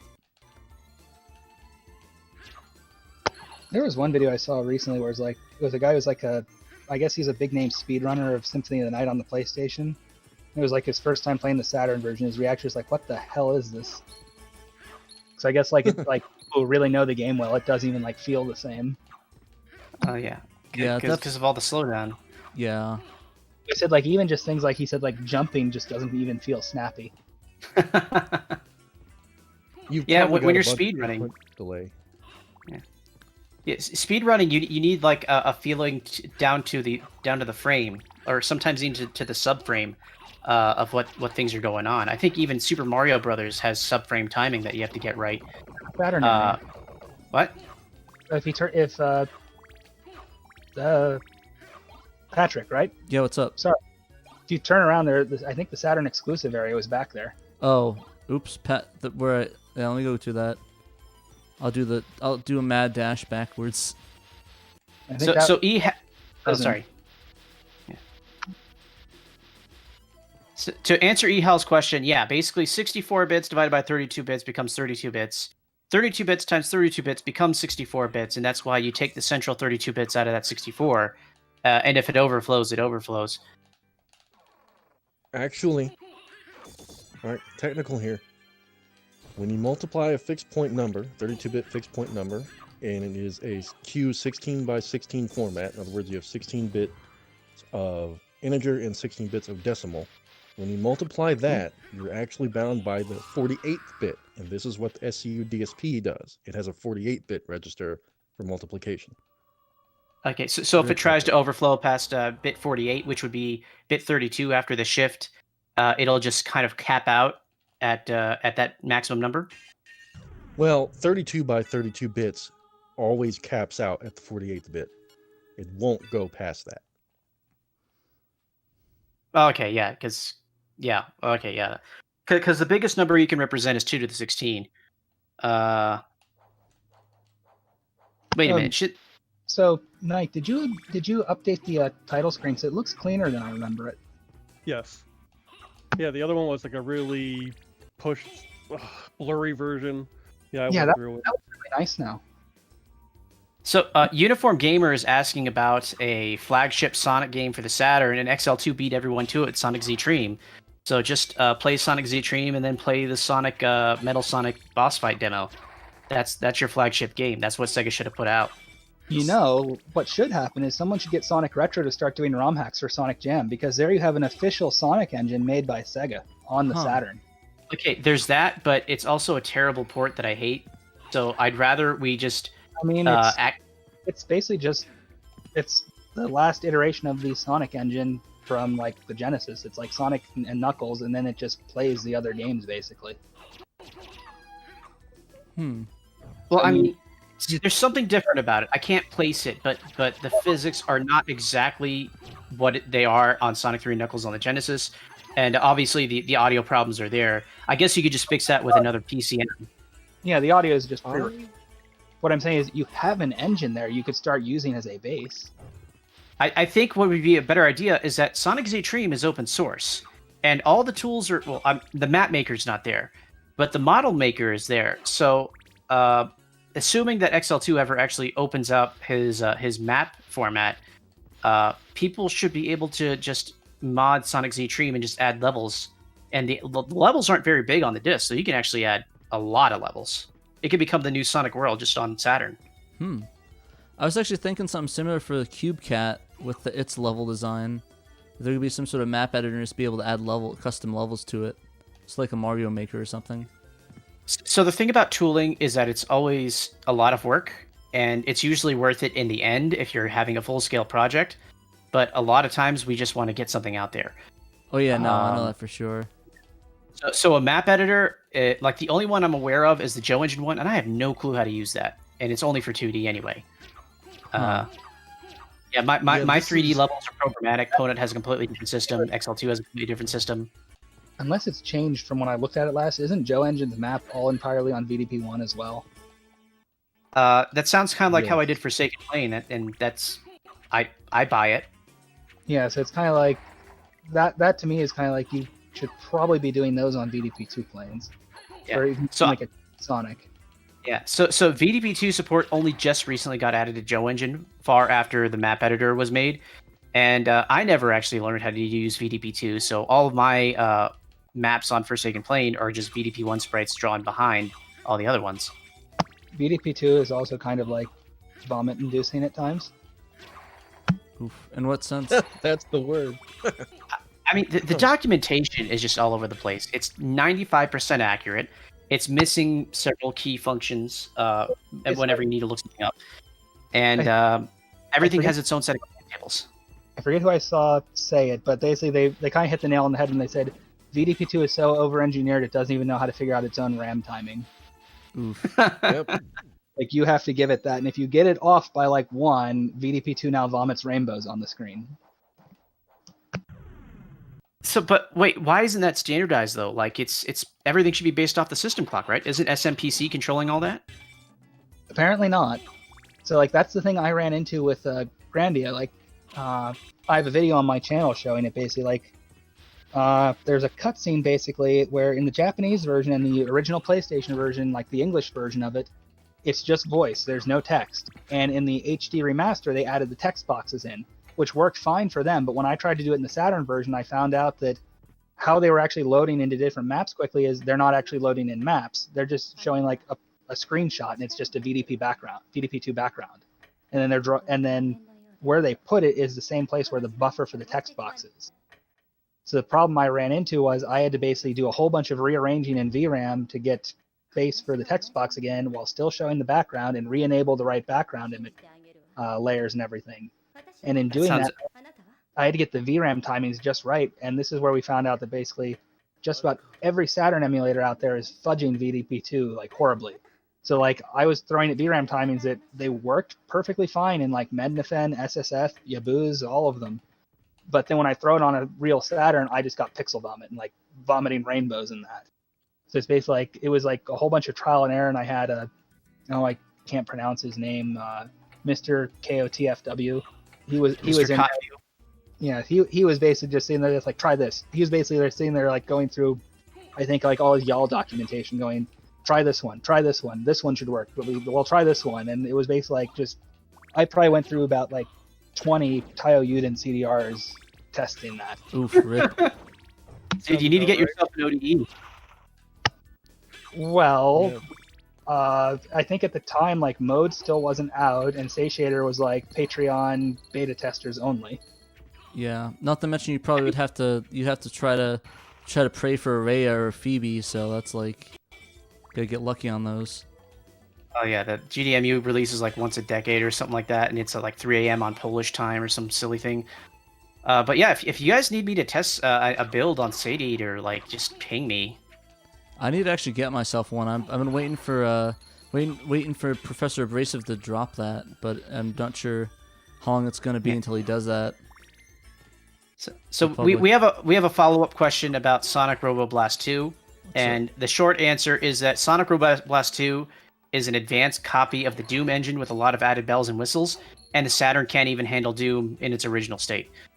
Well, that's not entirely true, because it handles Hexen just fine, and that's the Doom engine. And it's actually doing software Doom rendering in Hexen. Okay, so I kind of skipped a few steps, but the point is, there's too much stuff in Sonic Robo Battle to actually do a proper port. If you put effort into it, yes, Saturn can handle Doom if you like actually made it right. Yeah, I think it didn't have to do John Carmack thinking it'd be a good idea to use the sound chip to handle a bunch of processing. The DSP? Yeah. Okay, so the thing about the DSP is when you use it, you're taking away memory access to one of the dual core processors, your main processors. I don't think anyone has found a game using the DSP aside from maybe Game Hut, when they could have just been doing stuff on the Slave.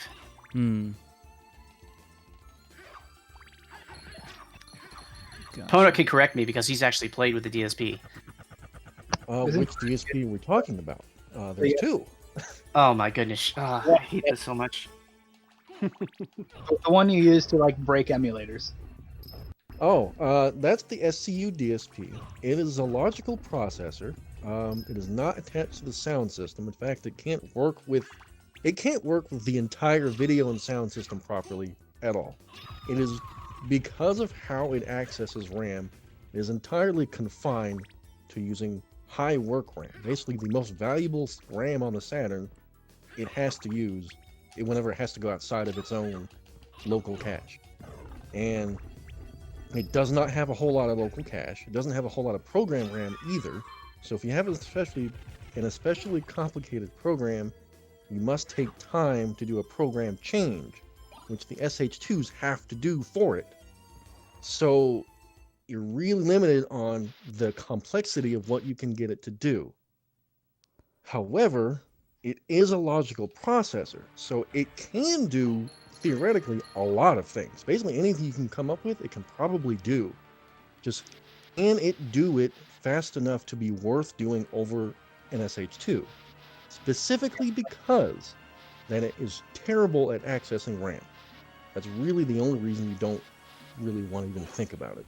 So like one example I can think of off the top of my head that Nanash found out with Grandia is it uses it for the YUV to RGB color conversion for the FMV codec. That's true. I remember that. That's very cool. Actually, I'm going to once I finish this one, I'm going to move over to the ones that we didn't get to, the Sonic XL2 demo that they spoke of real quick. But I actually want to try something real quick to see how it functions. So give me a sec. So, what's the other DSP? Is that connected to the 68K? That is the SCSP DSP, or the Saturn Custom Sound Processor DSP. That is ostensibly it's attached to the actual DAC, the digital audio converter. That is really what that's attached to. And I mean, like the point of a digital signal processor would be, you would assume, this exact kind of job, sound processing. Yes, it is ostensibly only used for reverb, stuff like that, making echo. That's the kind of effects that they put in the driver. Also, I would like to say, real quick, that Dracula X ran way better than I thought it did, so I'm probably going to play that. Yeah. Second thing I wanted to say a long time ago about the Saturn versus PlayStation is the Saturn is actually always double buffered. Pretty much you're always double buffered on the input, which means Saturn games are going to have a little more input lag. I don't think most of us notice or care, but it's something worth noting. Gotcha. Also, the last entry I actually wanted to try was the memory manager, but as you can see, I don't have a disk drive, so it just shows me my system memory. But if I had a FDD inserted, it'd be in English. So I guess there we go. Thought I'd finish that one off real quick. Wait, actually, this is the English version. Wouldn't these be in Japanese because of how they did that? They don't actually go off of your system language. Yeah. Correct. It's all hard coded. So it's like it doesn't check any of that. It's just like they have all the languages in the disk. They just don't actually use them. It's vestigial. I just changed a pointer. It's Nice. a whole entry for one line of code. Hey, Pretty if it much. I works. just changed the pointer, and there was like a handful of there was like 2 or 3 phrases specifically for the floppy drive that weren't in the English data, but there was space for them, so I added them. Let's see. Yeah, so I'm gonna try out I guess we're gonna move on to the original games that we didn't hit. So we're gonna play a few of them. So we're gonna do tests. We'll do stuff like Test VBX, the Cyberblock Metal Orange, Kriss Mingle, and what's the other one? And I think Wolfenstein 3D we missed. So Did you do the Final Fantasy one? Huh? Oh, you wanna play Final Burn Alpha? You wanna play VBT's test thing? Final Fantasy, Cyberblock, Kriss Mingle. Let's start with Wolf. That would be nice and quick. Oh yeah, Wolf Actually, 3D. Yeah. Fun port, honestly. Sounds good. I just Let's do VBT's it. test every year make me laugh. Oh yeah, I actually was starting with that one, but we'll do Wolfenstein, then we'll go to Test VBX. Yeah, VBT has like 3 VBT. different entries. I'm wondering like how he has time to do any of this stuff. Like I know Final Burn Neo, he's been working on for a while. Wolf 3D has been working on somewhat recently, but Aren't the like he does every year? Aren't they ones where he's not using any libraries? He's just like raw writing stuff to VDP1. yeah. So the problem with the test that would be entry L on your thing is that no one can really appreciate what he's trying to do here because compared to like those of us that are still using SGL, it doesn't seem that impressive. But he is trying to basically rewrite from scratch the rendering for 3D the 3D pipeline. I believe he's also doing most of this stuff in assembly. Where he can, he's using assembly. So, good It's God. disgusting. That's a fun time. Oh man, I think that was one of my sophomore level classes was the computer architecture and design. I had to use a lot of assembly, and that was no fun. Yeah, anyone who knows assembly really well, please do not hit the bottom of the font file in Grandia. That is like the only assembly I've ever had to write or learn, and it is probably horrible. Yeah. So I guess for fun fact for people that are playing this is actually just the demo, the freeware version of Wolfenstein 3D. Because when you click on that, it asks you to go order from Apogee, and it's making me wonder if you could actually just switch it out for the full version of it, for episodes 1 through 6, or if it's something he changed internally. I think it's based off SDL Wolf, isn't it? So if Yeah. that allows you to swap in the other WAD, I'd imagine as long as it fit in RAM, it would let you do it. Well, this, as you'll see, this doesn't completely 100% work. I doubt that would work. Like the gameplay is not all the way there. I guess he's put in cheats so we could test it easier. But everything Yeah. else I think works. no, this build is more complete. I've noticed when I've played it, like it could just be like I was trying it in Med Defense and maybe that was it. I noticed like every now and then like the controls like it wouldn't register. I let off the button and it kept going. Yes, that is because he's sampling inputs at the wrong time. He's not doing it at VBlank. I told him at some point. I think he asked, and we told him he should do it at VBlank. He's not doing it there, and that's why when you hold the button down to shoot, sometimes it stays hold down. Yeah, I noticed that sometimes where it's just like you just keep shooting. It's like, no, I want to stop. Hey, You also didn't don't take any damage. It's like the crazy mad scientist of Saturn Dev, and we all love him. he's also the guy that goes around hitting people with fish. Yeah, but this is really impressive for what it is so far. I mean, I mean, you're basically invulnerable, so you can just like sit here and get shot by days by them. Just like eat some fruits or something. So I think with this one, it's basically actually using VDP1 sprites now, isn't it, Ponit? Whereas before he was doing it all bitmap rendering to VDP2. Yeah, the special thing about this build, and the reason it actually runs decently, I mean, the software build, he said, didn't run too much worse than this, but I think I take any frames per second, because most of the time this is running at straight 30. Only when there's a bunch of sprites on screen is it a problem. And I think he might still be doing those sprites in software. I don't remember exactly what's going on. But yeah, he's moved on to using vertical strip rendering. So every strip of these textures that you're seeing is actually a distorted sprite. I don't even think he's using scaled sprites. Maybe he is. Maybe he kept on using those. But at some point, he had a huge problem with the scaled sprites because of the zoom point. This is a whole thing with the hardware. There's two different ways to do scaled sprites on Saturn, if anyone cares. You can either do it with a zoom point, or you can just define the top left coordinate and the bottom right coordinate. The way the software rendering works is it uses the software rendering for Wolf 3D uses the zoom point, but it's a lot easier to just use a top left and bottom right coordinate. But also, Dogan is correct. VBT was actually a professional game developer for like 20 years. Oh wow, really? Oh really? I didn't know that. I didn't know that either. Who did he work for? Has he shared that? Someone fished him out. Yeah, he's a pro. I wonder if he actually What are all worked the on French Saturn. developers?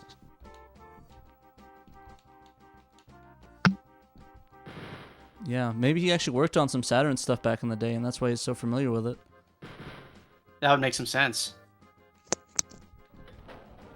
Like maybe I don't know if he was doing any arcade work, because I think Sega's arcade jockeys were the ones that were really good at the assembly. Well, I mean, their Genesis developers would be too, just because back then that was all assembly. I think there was maybe like one or two C compilers from EA, but that was about it. Once like the third-party development for Saturn started, I thought that was all SBL and SGL.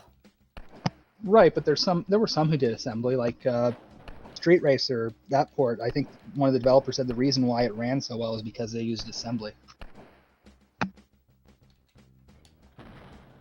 Yeah, I think that was the beauty of it, of the Saturn, that the people said that it basically was an open field where basically you can do whatever you want with it, and it wasn't closed off a lot like a lot of the PlayStation's SDKs and stuff they had.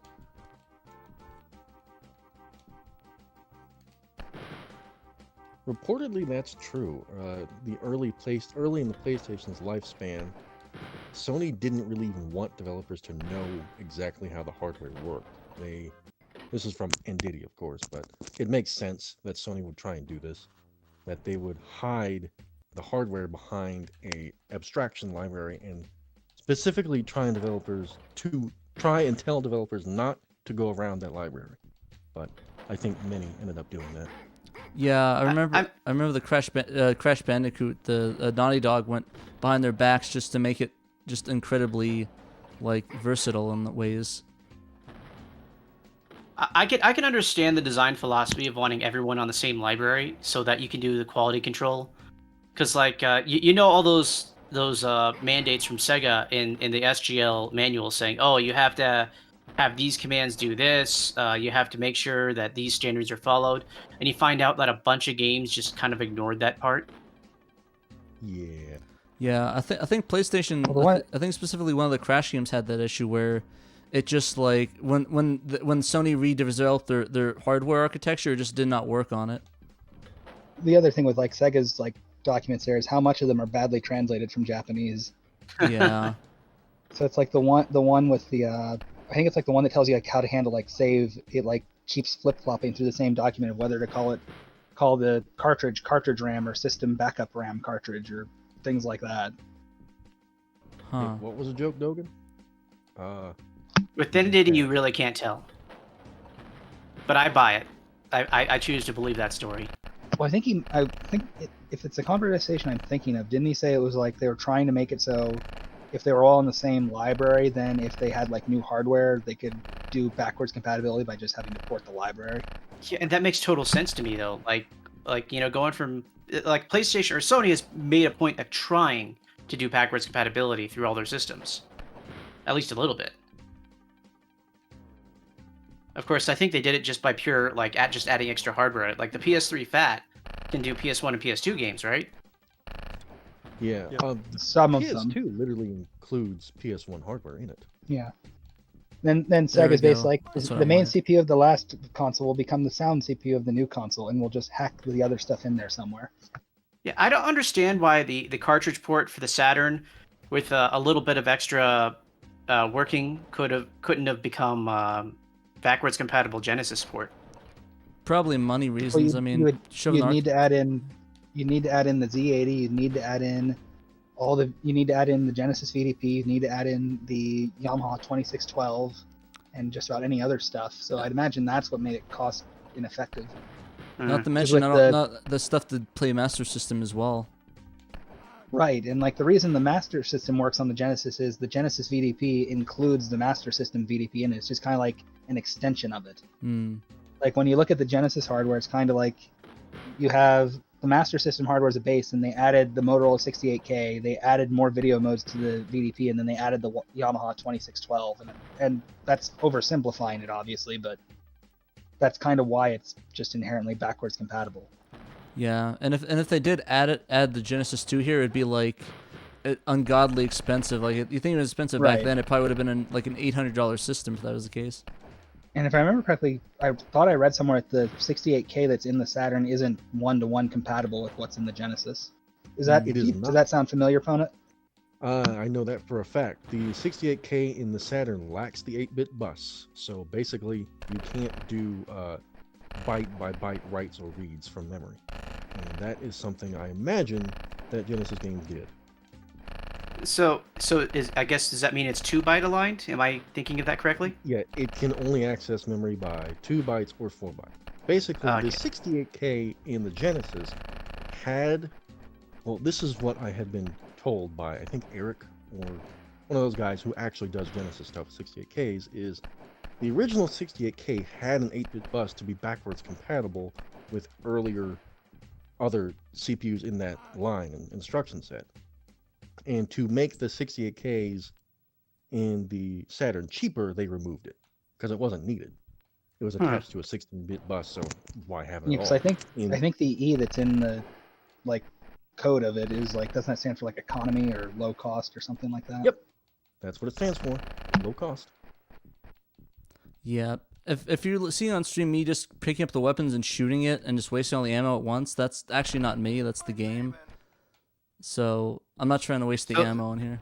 Yeah, the fire button's still stuck because of the timing on the input polling. Isn't that opponent? I think you caught that same error for Joe Engine recently, didn't you? I did. I pushed the request and he fixed it. Yeah, Joe's pretty good about adding features. I asked him to add the ECC building for the ISO compilation portion of the code. So I guess updating that ISO maker. It would be great to just put Night of Dragons, if you can find the source code with that or something, and just put it in the builder. Because I don't see too good of a reason for us to always be building 2048 byte things. We may as well just always build it with the ECC in it. It doesn't hurt anything, so... There's also, I think, an idea that I don't remember, because I've been all over at multiple Discords today. I think someone mentioned trying to put that Saturn patcher as a built-in feature to one of the ODEs, because the menu for the Sadiator is open source.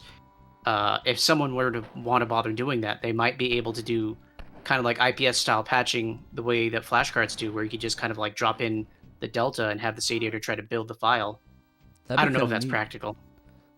Just get the delta file that Night of Dragon has and just have it patch it manually. I don't know how much memory that the Sadiator actually has. I don't know if it actually keeps the whole disk image in memory, or if it'd have to constantly be patching it every time it does a read. That'd be kind of neat, though. Even if you can get it even small enough to do that, I think that'd be kind of useful. or is the issue just the disc size itself? Yeah, I imagine that if the CD-dator had like 3/4 of a gig of memory to keep the whole CD in at once, then you could do the patch before you load and just load and just have it work like normal. If not, you'd have to figure out a way to patch on command, which I think would be less practical. But I don't know the hardware. So I think Lunar and Grandia is making Knight rip his hair out over the patcher. Seems like every time we try it, there's like one little like gotcha that we keep running into. Because the current way of patching Grandia is a little bit obtuse for right. the normal user. Well, yeah, it's just kind of thing if you have to, without like what his patcher does, the only other option is you have to extract the data track and do it. Otherwise, you have to be tied to a very specific rip. And what happens if you can't find that? Yeah. Well, how many redump copies are there of Grandia? Well, the Or thing is, revisions. There's like With there's how like I- 4 or something crazy. Oh boy. and Oh. well, there are no different revisions of Grandia. There's only one revision, but there's dumps everywhere, and who knows like what like checksum they have in that. With Like, the way I but I have mean- it, you can do it like on. Yeah, it's obtuse the way you have to go through it, but it'll work on any rip. It'll work on it'll work on the redump one. It'll work on ones you get from like EMU Paradise. It'll work on your own personal rip. Because you're basically you're pulling out the stuff that makes it different. Yeah, but I mean, now that it's basically done, or presumably done, it might be worth just having a final, SSP version. Right, where it's just like, yeah. I think if he's still in here, like Knight, I think you said you were working on that, and I just had to test it at this point. Yeah, that stuff should be on SegaXtreme now. I Yeah, I just have to download it and give it a try then at this point.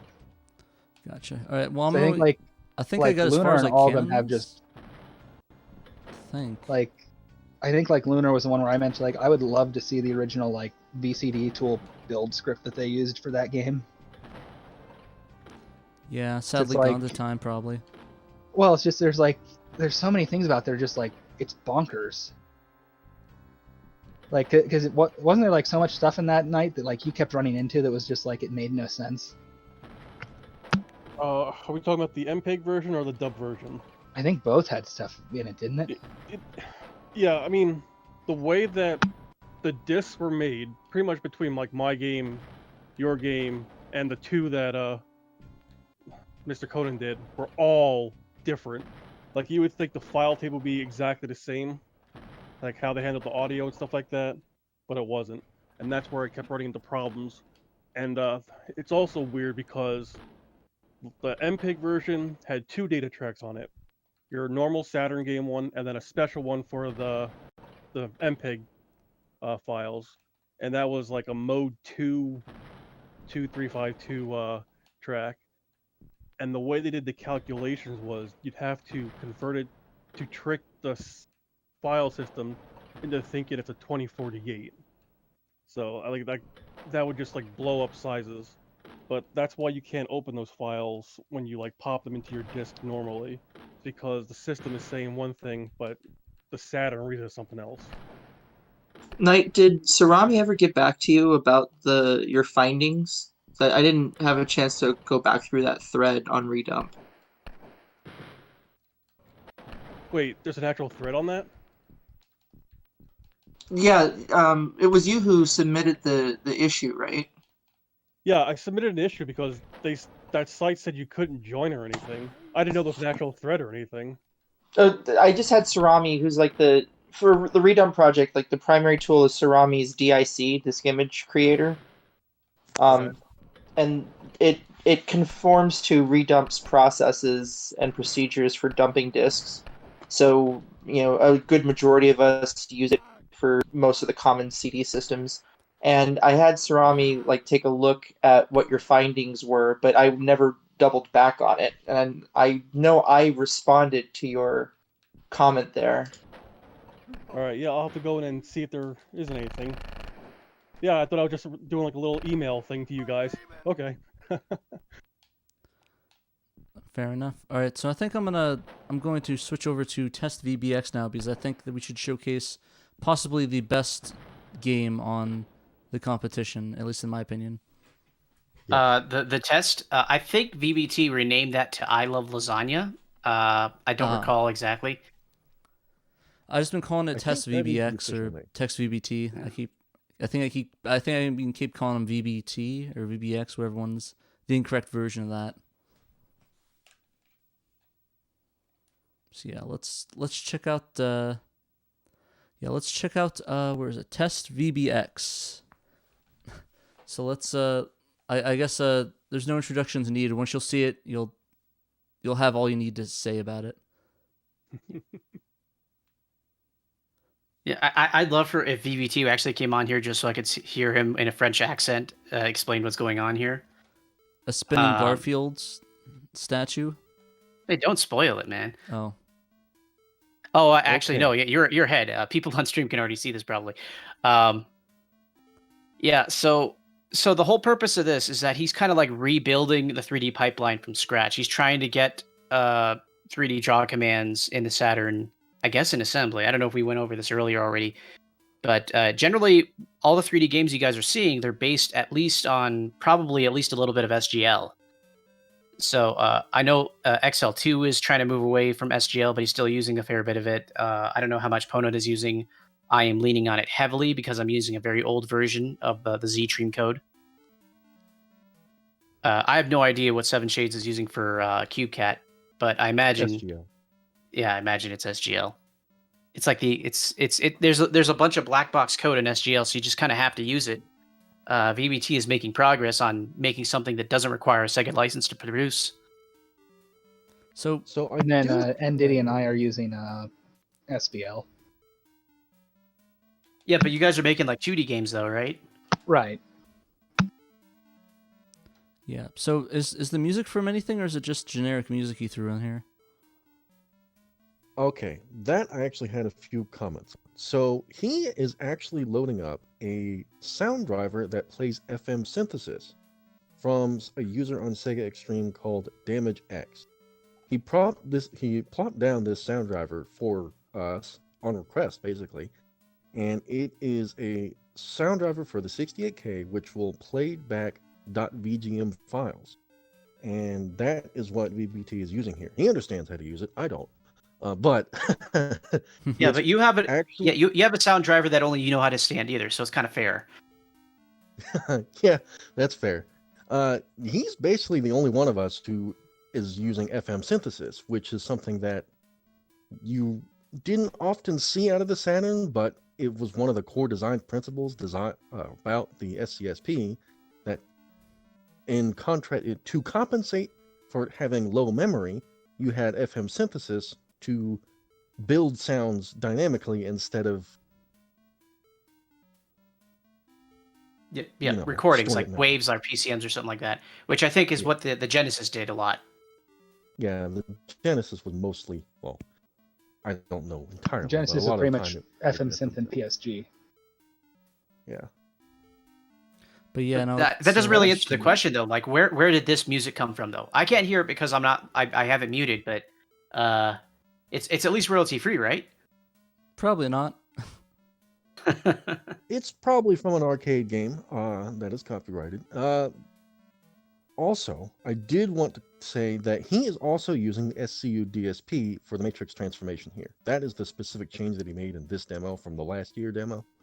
And it's a lot of vertices, as you can see, and the SCU DSP is doing that. It looks like it's a lot of tries too. Why is he using so many tries? He didn't convert the model, he just found it on the internet. Oh, huh. What do you mean okay. tries? Triangles instead of quads. Oh. Yeah. The Saturn is natively built to handle a quadrilateral, four-sided shape, and basically treat a sprite as a deformable object in a three-dimensional space. You can even put a crease in it by moving one of the corners if you want, but it'll still do its best to draw it. But since he's using flat shaded, he should be able to get away with triangles, right, Ponot? Yeah, that should be fine. It's just the Gorod shading, because he's also doing that. Looks a little funny when you use triangles sometimes. You can compensate in the Gorod shading table to fix it, but he's doing that fine here. What you're mostly seeing is that he's not getting triangles sent to the command list in time. That's why you see holes. Basically, is too slow. There's too many vertices. So he should have used a smaller model to make it a little bit more, or Or just like just either that or shove it in use Blender optimize. and remove detail. Yeah, but yeah, it's super interesting. Like I said, best game. This is top ranking. This won the competition. Sorry, everybody else, but you know you just can't beat a spinning Garfield on a pixelated background, which I'm pretty sure is from Earthbound or Mother 3. I don't know. I don't think it is, but My guess is I'm guessing it's from some random Garfield game. makes sense. Yeah, probably some sort of FMV style game, or like where it's just like a pre-rendered background, point and click adventure. Or is there like a Garfield Pico game or edutainment game? I think there actually is a Pico game for Garfield. I just don't know if I played There it. would have to be. Yeah. So if he just went a little bit lower on the poly count, he might have, gotten rid of those holes. But I would like to know what the original model was for this, and maybe if we convert it to quads, we could cut the poly count maybe almost in half with some bent quads. more than in half. Could we increase the frame rate on the spinning too? You'd have to ask him. I don't know. Fair enough. All right, why don't we actually try out the XL2 demo for the Sonic, Metal Sonic real quick? Yes. As much as I think a lot of the audience likes the spinning Garfield, I think they might want to check out the Sonic one real quick. One I find really impressive just is how like spot on he got that with like such like what little footage we have of it. Yeah, this might be the most basically in terms of how quickly he got this done is really impressive. So this was actually footage from the build from Sonic Z-Stream or Sonic Extreme. Yeah, there was like footage from like E3 or something I think someone found that showed it running, and he just took that and created this. So didn't Kriss Sen leak a whole bunch of assets though a while back? Right, he has assets from like the dev repository that they came across. So he sent him that, but they didn't have this actual like code running. Yeah, So you couldn't so the- run the code, but you had Oh. the assets. All right. So the original Sonic Extreme has like two different engines, more or less. I think by two different teams, and one of those engines got the project canceled in lieu of the executive seeing the other one, if I have the history correct. So I guess this would be the boss engine, and the level engine is what the actual Sonic Z-Treme is supposed to be representative of. Yeah, Kind of. there were actually quite a few different engines that got made. Yeah, there's like the one that we see the most is the PC one, isn't it? I believe so. Yeah, the Fisheye engine, that's the most famous one. That was running on a Mac.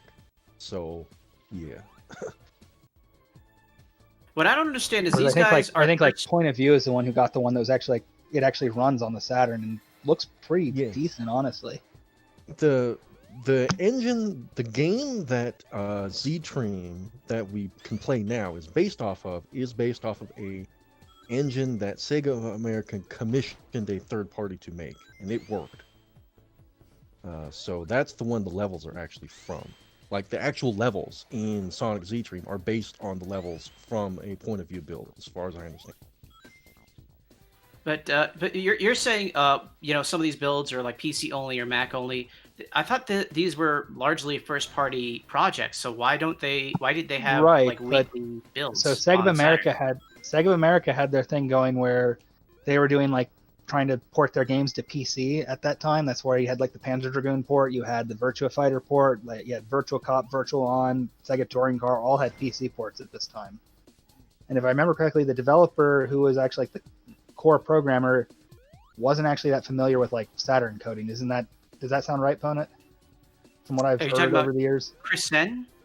I think. I'm not the expert historian behind this stuff, but what I've gathered from chatting in the SegaXtreme channel was the developer who made the first engine for this he really didn't even know exactly what it was going to be in the end. So They said, you can make the engine however you want. We'll port it later.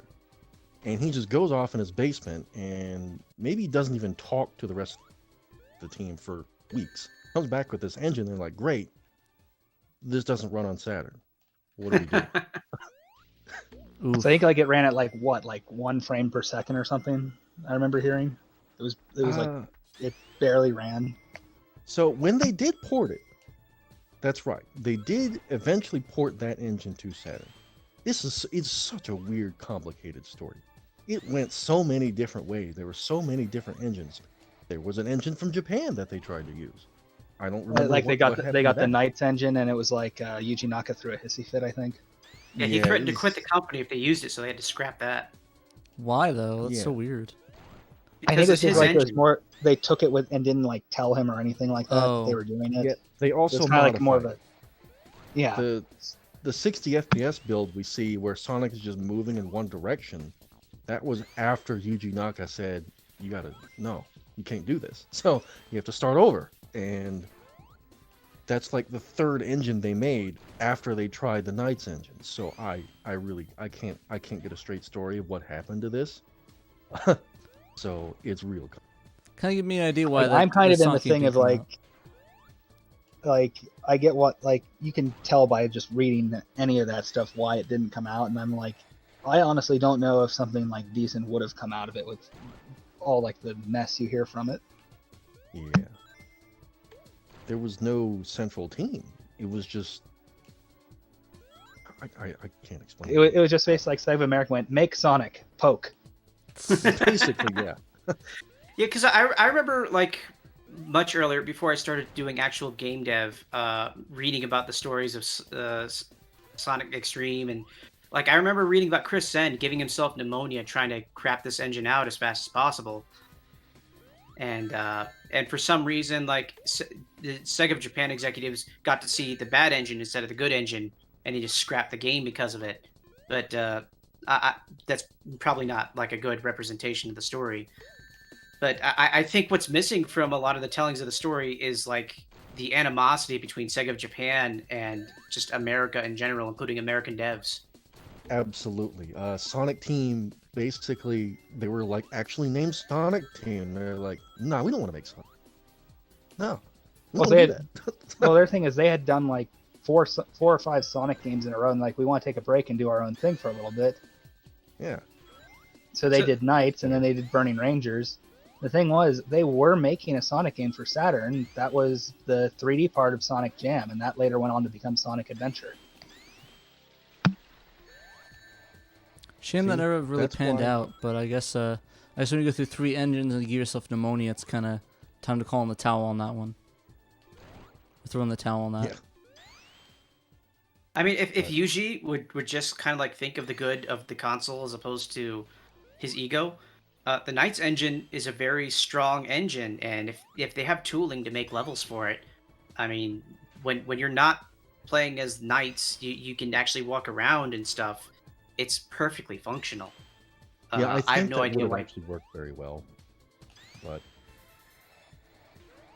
well, let's hope when they do the Bullen Wonderland and somebody wants to make a Sonic ripoff of that, he doesn't throw a fit about that. Yeah, I personally think a 2.5D version of Sonic with like proper 3D models, but just kind of restricted onto a 2D track, just like how Knights is on one loop, would have been perfectly functional. Even better would have been a version of the Sonic 3D Blast special stage, just like just a whole bunch of like Crash Bandicoot made by Sonic Team people. I get that, but if they just took that and just made Crash Bandicoot but Sonic, because Crash Bandicoot is literally just called Sonic's ass in development, it would have worked. Gotcha. I think we've played through this demo a couple times now. Let's see what else we can move on to. It takes 16 hits to beat. I don't think I was actually able to beat it. Yeah, I thought I hit him. I think I beat him that one time, but I might have just died. I don't know. It just resets when you beat him, right? Yeah. Yeah, so I think I beat him once, but I died the other 2 times.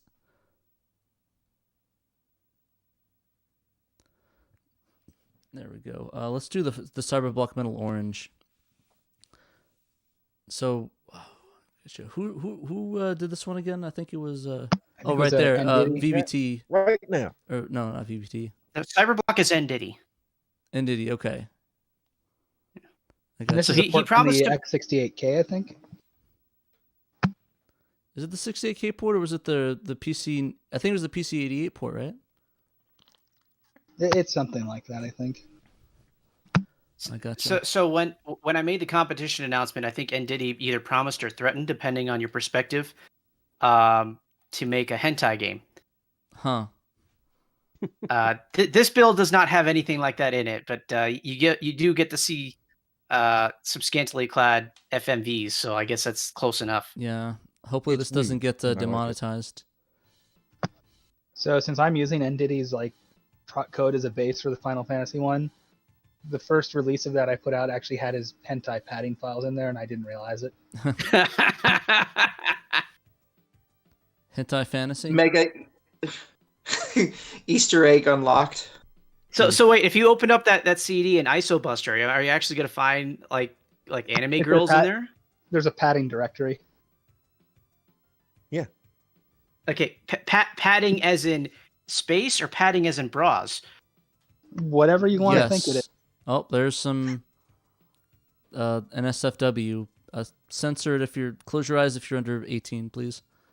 It's at least PG-13 in here right now. Gotcha. I'm pretty sure we had a discussion about I see a something nipple. like in the redump Discord in the last month, where some official games out of Asia had padding that was just hentai. What is with that? That's so weird. I mean, maybe I'm thinking of something completely different, but I think I seem to remember some homebrew game that had like some actual snuff content, and it wasn't Sad Satan. It was like something out of like a Hong Kong protest or riot or something like that. Hong Kong 97? Maybe, yeah.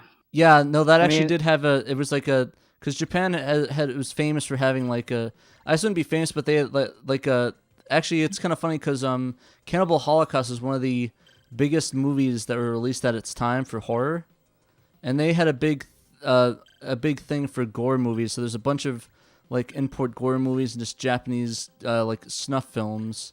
I wouldn't say snuff, but it's like Faces of Death except real. So wait, like is it like a slasher movie, or is it like actual like car wreck footage or something? It's like dead bodies, so it's like showing off, there's this autopsy, or here's a crime scene photo, or here's some guy getting killed on a news report. Like I don't know if you know about the like Bud Doyer, that video of his suicide. Man, this got grim. Yeah. So basically, more or less snuff film and content. Pretty much. I think if you press like the A or B button, you get to activate your power up.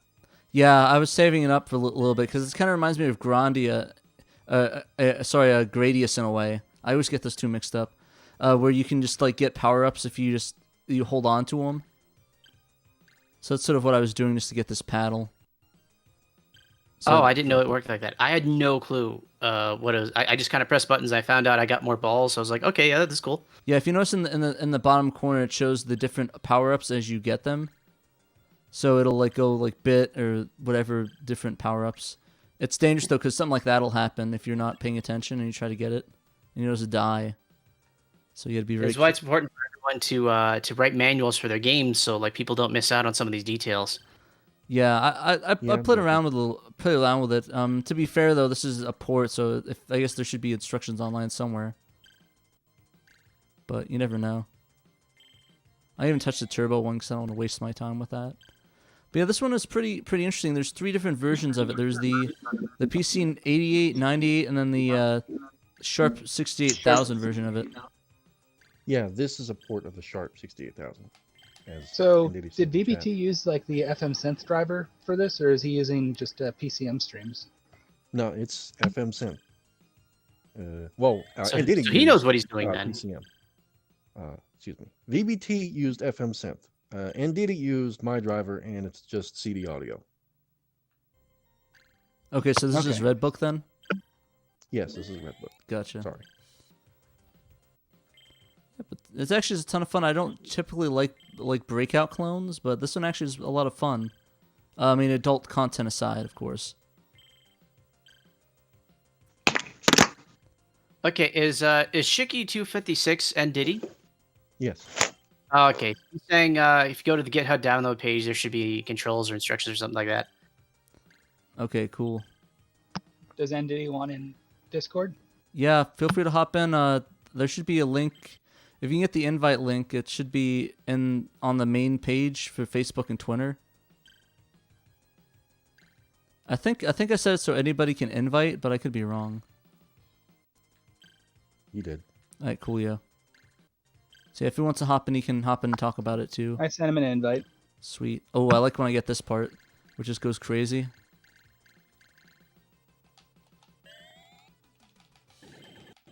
Oh wow! Now I'm OP. ndiddy's in here. Ndiddy, you want to talk about your game? Can you hear me? Yep. A little bit low, My but we can hear you. mic on? Well, Crank this up your is a- gain. This is a piece of shit, Mike. The game's pretty decent, I think. I mean, I figured it was good enough to port. It works with the 3D controller. I don't know if you're using that. I'm using the gamepad. Also, I like how you added the first level of Sonic CD at the coming soon screen. Yeah, that's from I copied it from the Sonic 2 alpha build that got released about a year ago. Oh wow, they had that in they had that in the Sonic 2 alpha build? Sonic CD. Oh, okay. But yeah, no, this is really cool. I was really enjoying playing it when I was recording some footage and judging it. I had a really good time, and it was cool to play a PC 98 game without having to pay $1,000 for it. Right. I think everyone on stream got missed out on it because of a resolution change. So like a lot of it cut out. Oh, But it's pretty short game, so you guys can download it and try it yourself just to see the ending. yeah, I think. Yeah, it should be good now, shouldn't it be? It's because it's. I think one of the issues is that it. I don't know if you're. I'm guessing you're using resolution change when you go to the different menus, right? Yeah, the X68000 version did the same thing. So I didn't want to have to resize all the assets and make them look bad. I gotcha. Yeah, I think the only issue though is with the capture devices. Like with my capture device, I had that issue where every time I would change the menu, it would lose signal, trying to reorientate. But that's mostly a fault of really just the scalers and stuff. I'm playing on a PVM right now, and it's perfectly fine. But people that are watching at home probably can't see it though. Yeah, so I go through one of the older retro tinks into a PVR2. Mhm. I don't think I get most of these problems when I stream, but I don't stream games that often. I gotcha. Why don't we let ndiddy talk for a moment about how the Saturn is particularly good at porting this versus the PlayStation, because the PlayStation, well, it doesn't have a 320 wide or 240 wide mode. What do you mean? Well, what did you mean when you said that?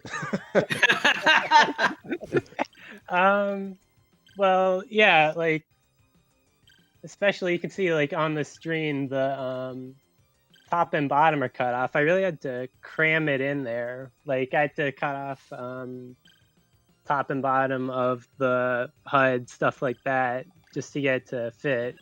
And like I put in the message in the beginning, like on a real TV where it cuts off the dimensions even more, you lose even more of that, which is kind of a shame, but what can you do, I guess? So like you see there's supposed to be, there's like 2 layers of bricks at the top that are cut off. But yeah, like the PlayStation, I'm pretty sure it can't go high enough res to do this at all. Like the sides would be cut off even more and it would look bad. What is the native resolution of the PlayStation? I'm it's wacky. pretty sure. Well, can it has only a go up couple to- different ones, doesn't it? Yeah, it can Yeah. only go up to 640 by 480 or 320 by 240, I think. Don't quote me on that.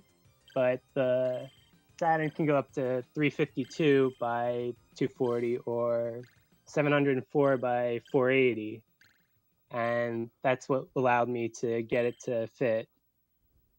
Doesn't the Saturn also have like a super long format, like a 720 by something? Yeah, Well, you can mix and match the horizontal and vertical ones, I think. I So think you it could do, actually like, get the up to 4 by HD 224. resolutions to it at some point. It's weird. Like it Have your can do it, but it definition doesn't of have the HD. power. Like, it can do it, but then you'd lose VDP1. You'd have to draw everything in software. It would, and you need like a special cable to get it to work, and it would only work with like a 1990s Japanese HD TV. Oh yeah, they use the Muse format, right? Right. Yeah. I think last time we had this discussion, we concluded it would be a game that was text-based in black and white, but it had a lot of text on screen, and we probably need some sort of special SCART cable to just see it.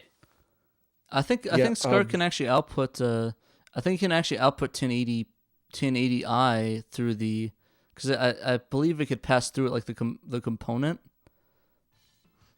But I also could be wrong on that. I'm not an expert at the, because I know PS2 can output 1080i through component for like games like Tony Hawk's Underground 2. So if it had the Gran ability, Turismo 4 does it also. yeah. But I remember reading like for like the CPS2 ports like Street Fighter Alpha 3 and that, I thought PlayStation could match the arcade in that one, that it could actually do like the 384 wide. But I could be misremembering that. Well, the PlayStation's render field is arbitrary, as far as I understand. You can actually set it to be as big as you want. It will scale it to the screen. And this is particularly why some ports have trouble with PlayStation versions, because you have to pre-scale the sprites or else they're going to get like polygon distorted. I'm not a PlayStation dev. I don't know exactly what's going on there, but I do know PlayStation can get a little funky with sprites sometimes. Is that arbitrary scale, arbitrary resolution the reason why the PlayStation HDMI can be done? Or is that just completely new hardware implementation, just upscaling? I think it's just upscaling. Okay. Yeah. Also, But for instance, many. Oh, sorry. I just want to answer Ricky real quick. I'm playing on a PVM 20M4U. Is the PVM one I'm playing on right now.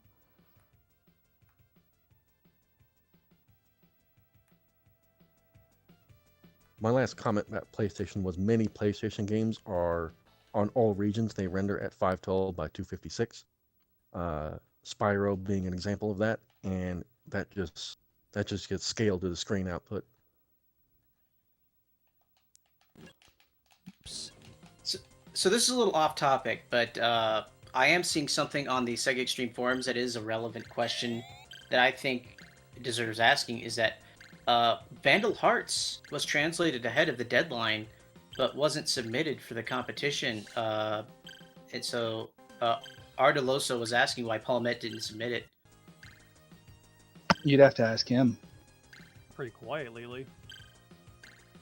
He's probably he's probably gonna drop something big. He's been too quiet. He's probably gonna drop Suikoden out of nowhere. Yeah, it's like the I don't know what's it called. I don't know if you guys know the speedrunner thing, where it's like they like are quiet and then they drop like a bunch of speedrunning records. It's gonna be just like that. We're gonna get like 5 different translations for 5 different games. Yeah, I wonder if with my how I did Grandia by pulling from the PlayStation, I wonder if that kind of like opened the floodgates for people like, oh, you can try that. So I noticed like suddenly like we've seen a lot more stuff starting to do that, because like Vandal Hearts pulls from the PS1.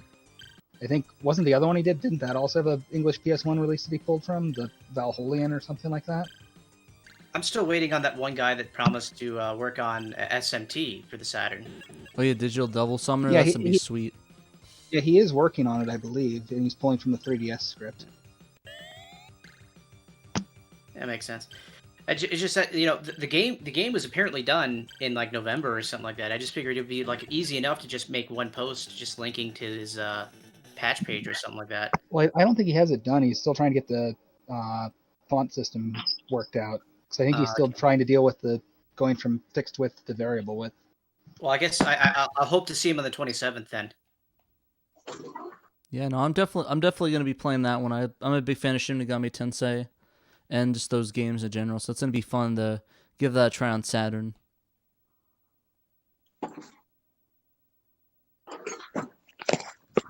Just a shame they don't port Persona 5 to the Saturn. I don't know why they don't do that, you know?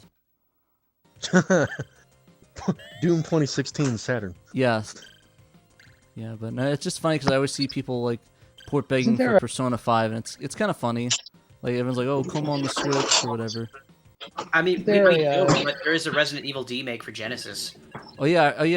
SSG brought that up. I'm kind of interested in trying that out. Isn't there also a project going on right now to try and reverse engineer the source code for Perfect Dark? For the N64? Yeah, similar to like what they did for Mario 64.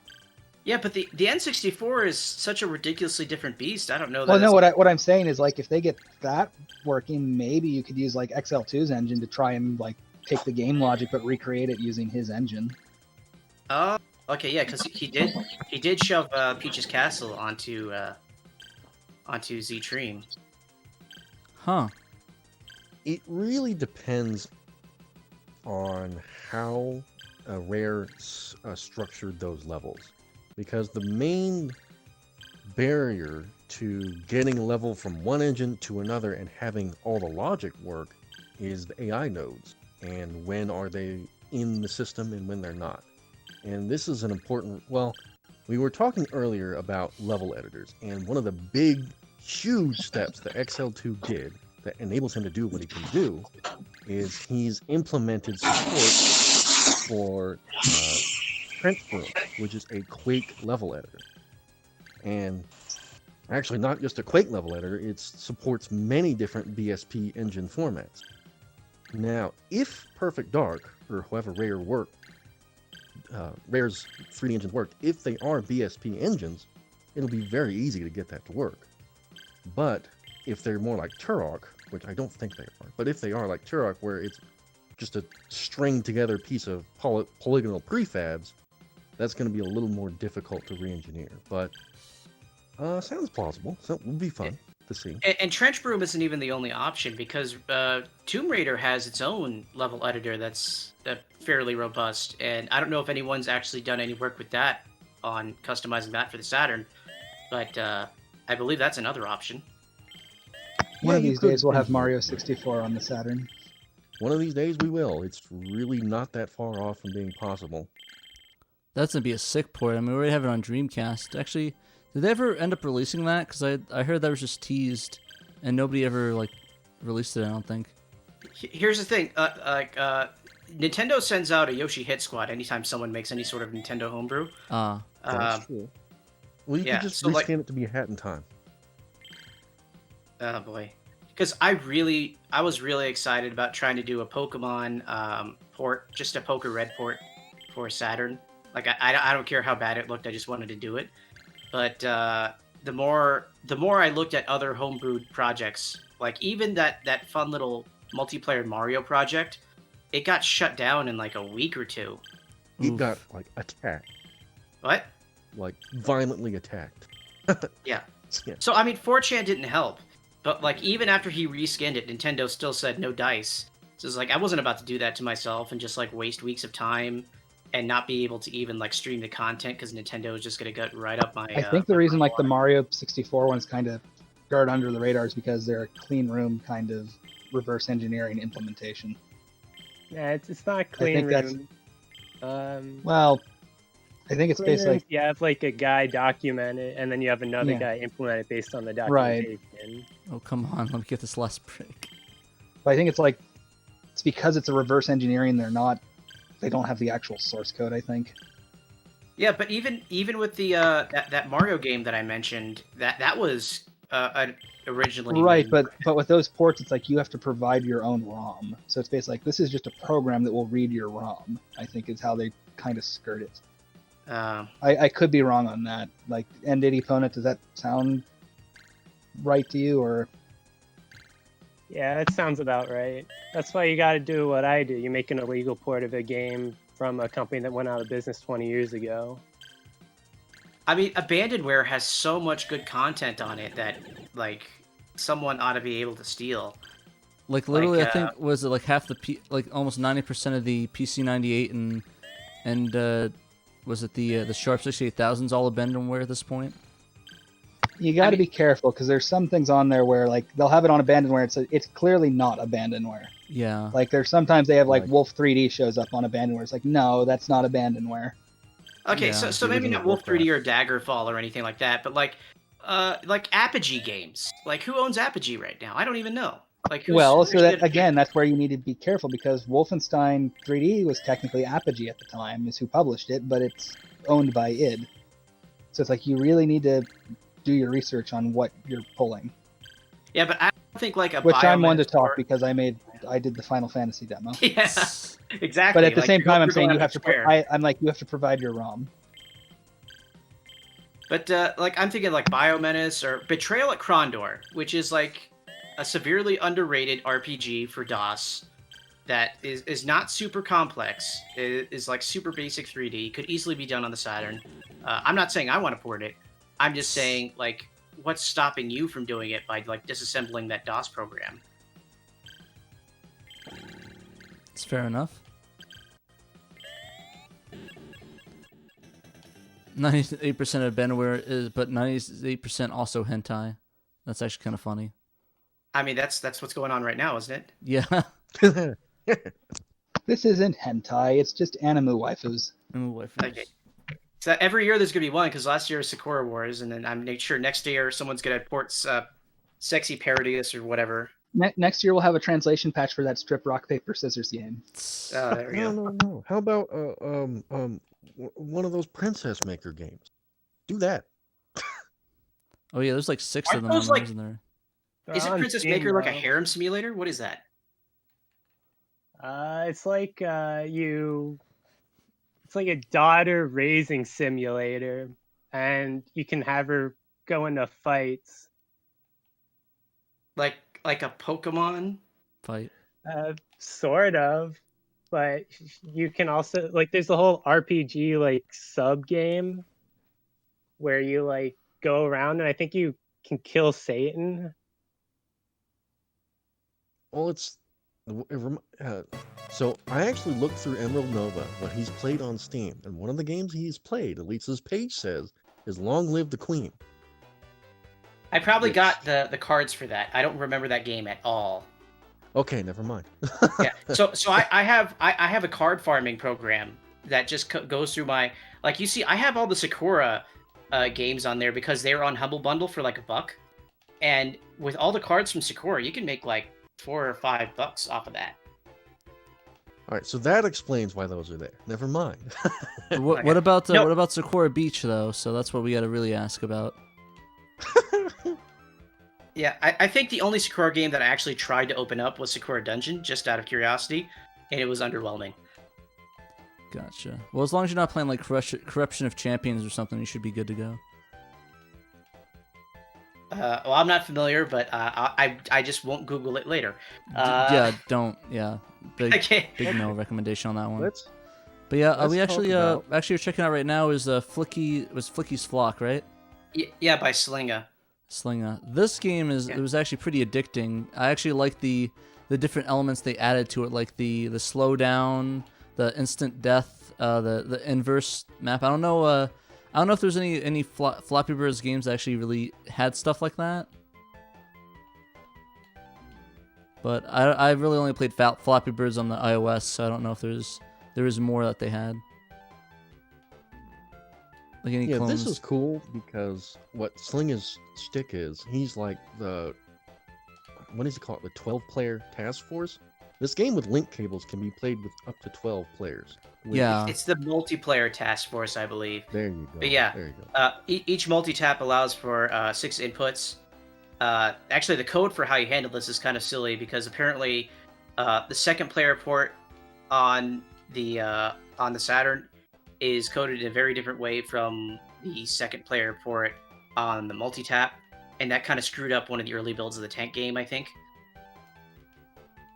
Ah. But no, so like Slinga loves himself his multi-tap. I think he slaps it on everything.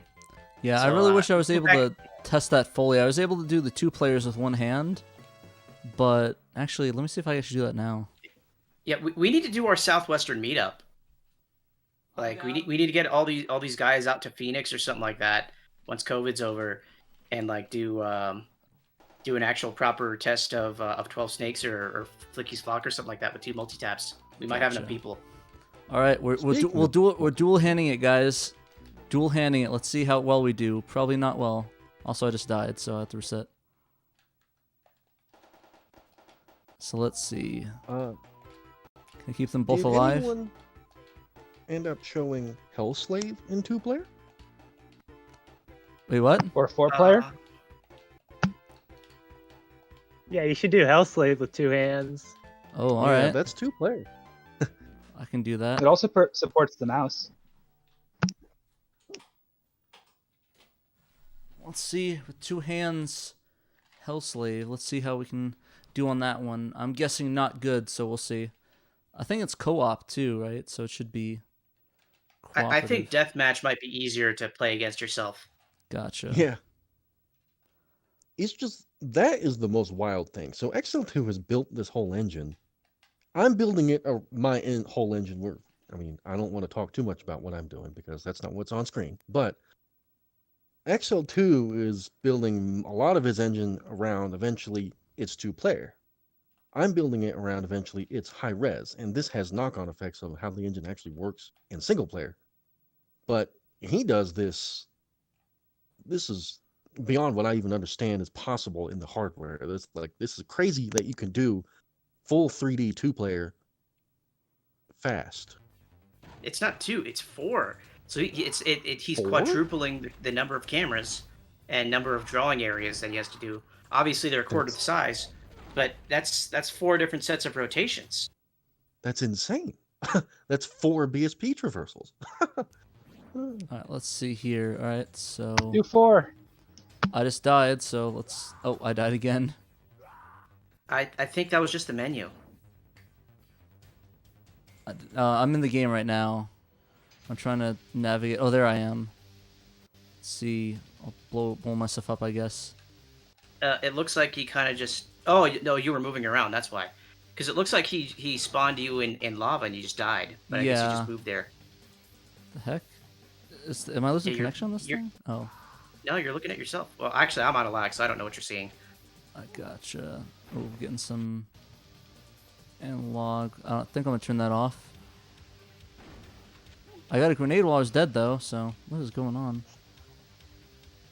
Everything, I believe, is programmed in C. I don't think XL2 does assembly. Unless he does DSP stuff. I don't think he does DSP stuff. He does. He did. He re-engineered the sample DSP program from SPL. Okay, I know what's going on. My battery's dead on my second player, so that's why it's messing up. Yeah. So is that the sound DSP or the so just spin the other corner one? while I kill him. So there's only one DSP we actually can touch and put code to, correct, opponent? Yeah, as far as we understand, there's only one we can. Right now, there's only one we can program for. The other one, I think now at this point we've straight up lost the assembler for it. So yeah. Really? I think like all the Sega tools CDs, like they have different file systems. So if you put them in a Mac, you might see all the Mac stuff. Right. I'm sure someone could find it, but I don't care. But yeah, you need to run it on like a 90s Mac. It's just the sound assembler for the sound DSP. Which, if the True Motion encoder made me hate Windows 95, the SynPack encoder makes me like despise Mac OS. I mean, Like- I'm not even doing this stuff. Like the stuff that I do. If you ever saw like that old like Mac rant video that was like a meme around like the early 2000s, the guy like screaming at his iMac and kicking it and stuff. That's the only thing I can think of. That's completely accurate. Everything he says in that is 100% true about Mac OS 9 or lower. Oh, you talking about that guy that's like that is like the I'm a Mac whatever the Mac ad, and he said that it killed his childhood essentially. Yes. Yeah. Oh, I love that ad. That's my favorite early 2000s Like ad. every single like thing he says in that is 100% true. Like the one where he's like it says, warning, click doing this might lock up the system. He's like, I tried to click OK, but it's already locked up. That has like happened to me so many goddamn times. And the other one like that pissed me off was like, I'm dragging all these things on the desktop. I eject the disk and they disappear. Why? Because it's the only operating system where click and drag doesn't actually copy or move things. It just makes shortcuts. Wow, that's kind of dumb. I'm glad they fixed that for everything above OS. It may have actually still been true in the early days of like OS 10. Yikes. Oh, I mean, you think Steve Jobs would have been on that? Like, user experience was like his thing, and like. Well, that made sense to him, obviously. Yeah. Freaking crazy guy. Okay. Yeah, I mean. So what I was saying earlier is that like you guys keep running into all these problems that I don't even want to touch. Like I don't want to touch the DSP. I don't want to have to play with the sound driver aside from saying, "Hey, play this sound for me right now, please." I just build stuff off of other people's code, and even still, with all the shortcuts that I take, like I don't do any of the hard work. I just do the documentation and communication. Some days I just feel like quitting and going back to Unity. And then like the movie to Saturn app you used to actually like wrap the synpack file in like the wrapper for the Saturn to understand, like it will sometimes just fail randomly, and like the message you get is in Japanese and it basically just translates to "I had an accident." Thanks. Oopsie. So it's basically like it doesn't tell you anything that's wrong, and like you'll like sometimes it's like you'll keep getting it over and over and over again, and then you open the video file you're trying to wrap in QuickTime, then suddenly it's happy now, or like you like do nothing and just try it like for the 50 bajillionth time and it works. Hey, look whose game this is. Huh? Wonder who's this last year's build. I think I offered to give him a there's also file. this. Was it the Conan, I think chat would appreciate you explaining the subdivision on the edges of the screen. Okay. Don't shoot that. No. Leave this room immediately. No, push the squish button. So, jeez, how mean. All right. So polygon subdivision. So on Saturn, you asshole. Yep. On Saturn, when the way we do polygons, you don't have to do it this way, but this is the way you do it if you're not an idiot. Polygons are quads. You want them to be as close to a quad as possible, because if they are less quad-like on screen, they cause overdraw and make VDP1 unhappy. So, And by quad-like, you mean square, right? Square on screen. The more square a polygon is on screen, the better, because VDP1 is faster at doing that. The more you distort it, the more overdraw you get. Now, this isn't as big of a problem as I make it sound. Obviously, this isn't perfectly no overdraw, but the BSP helps a whole lot in ensuring there's as little overdraw as you can reasonably get. You know, he doesn't do too much micro optimization of that, but mostly what you see on screen is almost 80% of what is in the processor, in the pipe. So, to explain subdivision, you want to subdivide polygons when they get close to the screen. You want to do this specifically to prevent large polygons from being distorted. When large polygons are distorted, that causes more overdraw because it's a larger screen area being warped into a non-square shape. In addition to that, it helps minimize the what's the word I want to use here? Warping? It helps minimize warping. That we knew. It also helps with the Gorod shading. That's what I want to say. It helps a lot with real-time lighting to subdivide the polygon. And XL2 spent a lot of time making sure that the far-away polygons were still subdivided a little bit to make sure they could still be real-time lit correctly. So actually, his BSP compiler makes a lot of splitting planes to make sure he can do that correctly. I'm sure he's going to say factually I do this and that, but that's the basic idea. You try and make sure there's enough polygons that you can still get good real-time light, but not too many polygons that the system chokes, but also, again, enough polygons close to the screen so you minimize warping. Also, the polygons close to the screen are higher.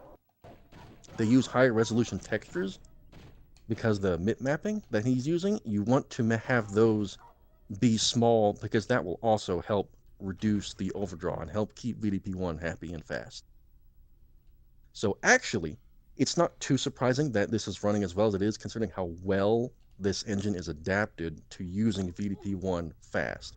And it's all based on Slave Driver and looking at how it works, because it basically does the same thing, really. So And wait, it's a Slave BSP Driver, engine is as that well. the engine for Power Slave? Yes, Power Slave, Quake, and Duke Nukem 3D. Well, Saturn Duke Nukem 3D. Yes. Saturn Duke 3D. Not to be confused with other Duke 3Ds, which are Build Engine, which is very different. Yeah, so I'm thinking about the way I'm doing my maps, and I'm wondering if I'm setting myself up for failure because of my inability to do lighting now is causing me to design in a certain direction, and if once I'm going to need to be able to learn how to do lighting, maybe I'm going to have to redo everything from scratch. Because XL2 here has this entire level. It's one file. It's one design made in Trench Room. Rather, I do a kind of like a procedural approach where I just have sections of rooms that I duct tape together. Well, you can still do the real-time lighting the way he does real-time lighting for the mesh, or the poly, like that guy standing right there that he just shot at. That's viable, kind of. You already start with small polygons. It's going to work either way. It's also worth. I guess I understand the way I do real-time lighting a bit better. It's the same basic principle where you want enough polygons that you can still light it, but you don't want too many polygons where it chokes. And in particular, go on. Yeah, so I was going to say, like, realistically for the Saturn, for 30 frames, I think you want somewhere in the neighborhood of 1,500 to 2,000 quads max. That is actually, as far as I understand, you can have that in the pipe, but that is way too much to actually expect to render with real-time lighting. That's So in the pipe, meaning that it's put in a queue, and then the Saturn decides whether or not to draw it. Yes. Yeah. That's realistic for that case. Yeah. So how many actually appear on screen then? Would you say like less than 1,000, less than 500? In the case of XL2's game, probably like 800 at most. Right. I do appreciate how quickly it reloads everything drops. instead of like having to pause and have to do the now loading thing. It just like respawns. I imagine instantly. everything's already in memory, and so you just have to reset the instance variables, and it's just like drawing the next frame. Huh. That's pretty clever. I mean, that's how you do a game up until you run out of memory. Like once you load the level, everything should be there. Like all the objects should have all their models should be in memory. All the enemy models should be in memory. All your equipped items should be in memory. Once that's there, there's no reason to reload it just to reset the level. You just kind of reset a couple flags. Yeah, it is a good question, though, to ask. In the Slave Driver games, whenever you die and load a save or go back to the beginning, you have to reload the whole level, which is kind of a pain in the ass. And I get why it's impressive in this case, where you can just reset everything and go back to the beginning. But it's like I think there's even like some N64 games that still like technically load the level when you do something like that. This is one of the instances where it's like one of the few places where it's not XL2 being impressive, it's just the original devs being incompetent, because there's no reason to do it that way. It's not like well, it depends how everything's structured in the game. Yeah, well, I mean, it's a first-person shooter. It's just enemies. All you're resetting is the enemies and your position. Because like it could be something like as simple as like they want to reset like the music or something to a specific point, and they need to reload like certain sound effects that they're just streaming. It could be something like that. It could be, but like to load up, I think Ponad already proved just loading up a new sound doesn't even have to take any, tangible amount of time for the player. Yeah, I think the reason most devs did it is, like Emerald Nova said, the state flags for the level is compressed on the CD to the point where they have to reload it from CD, decompress it, then refill all the sectors with this information. Because there's very little actors in XL2's game. In something like Duke 3D, there's ammo, there's enemies, and these levels are actually pretty big. So the state for these levels is probably a substantial region of memory, to the point where it was simpler for their design, for the design of these older engines, to reload the state file, which basically is in the entire compressed level data package. So they just reload the whole thing. But if you want to reset the level quickly, that's dumb. You would rather just separate the state file. If you have to load it from disk, just load it by itself instead of the whole level. So what XL2 has done here is smart. Yeah, it is. But it's the first thing I would have thought of when I thought of resetting a level. So I don't understand first going to resetting the whole level. 1 byte can fit 8 booleans, and for this kind of game, a boolean is really all you need. Is it there or is it not? And I guess kind of refill everyone's health, which I guess that's should be super fast. So yeah, loading up just a state file with what I imagine to be less than a dozen bytes of data, even for a very big level, maybe like a few bytes of data, with a whole bunch of compressed booleans in there that you just kind of check with bitwise flags, should be super quick. You shouldn't have to reload all the 3D models and the textures. The textures are what's taking all the time. Yeah, and the sound, but like you said, it's just that it's compressed. That's usually why they do it. Also, depending on like what libraries you're using, didn't you mention like a while ago, Ponent, that the loading libraries that came in SGL were significantly slower than the ones that are in SBL? Oops. Oh, they're trash. Really? I don't know what's going on. SGL has its own CD access library, and I don't know how to explain exactly how slow it is. It's So what's GFS coming out of? Is it SBL or SGL? SBL. That's okay, the Sega good. Basic Library. So then Joe Engine is also taking that out of SBL? Yes. Joe Okay. Engine, I think he was smart. He specifically, in testing, he probably found out that the SGL library was trash. And early on, he said, okay, then this is so bad, it doesn't make any sense. Let me reach out to SBL and get their CD library and see how well that works. And that was a good choice, because otherwise I would have spent months figuring out why the CD was so slow. When it wasn't the CD, it was SGL. And most of my information on that, aside from a brief test I did, is from XL2, where he tried to go pure SGL, and he ran into a fact that the CD access is dumbly slow in SGL's library, so he just added the GFS back in. That was like one theory we had on why Symphony.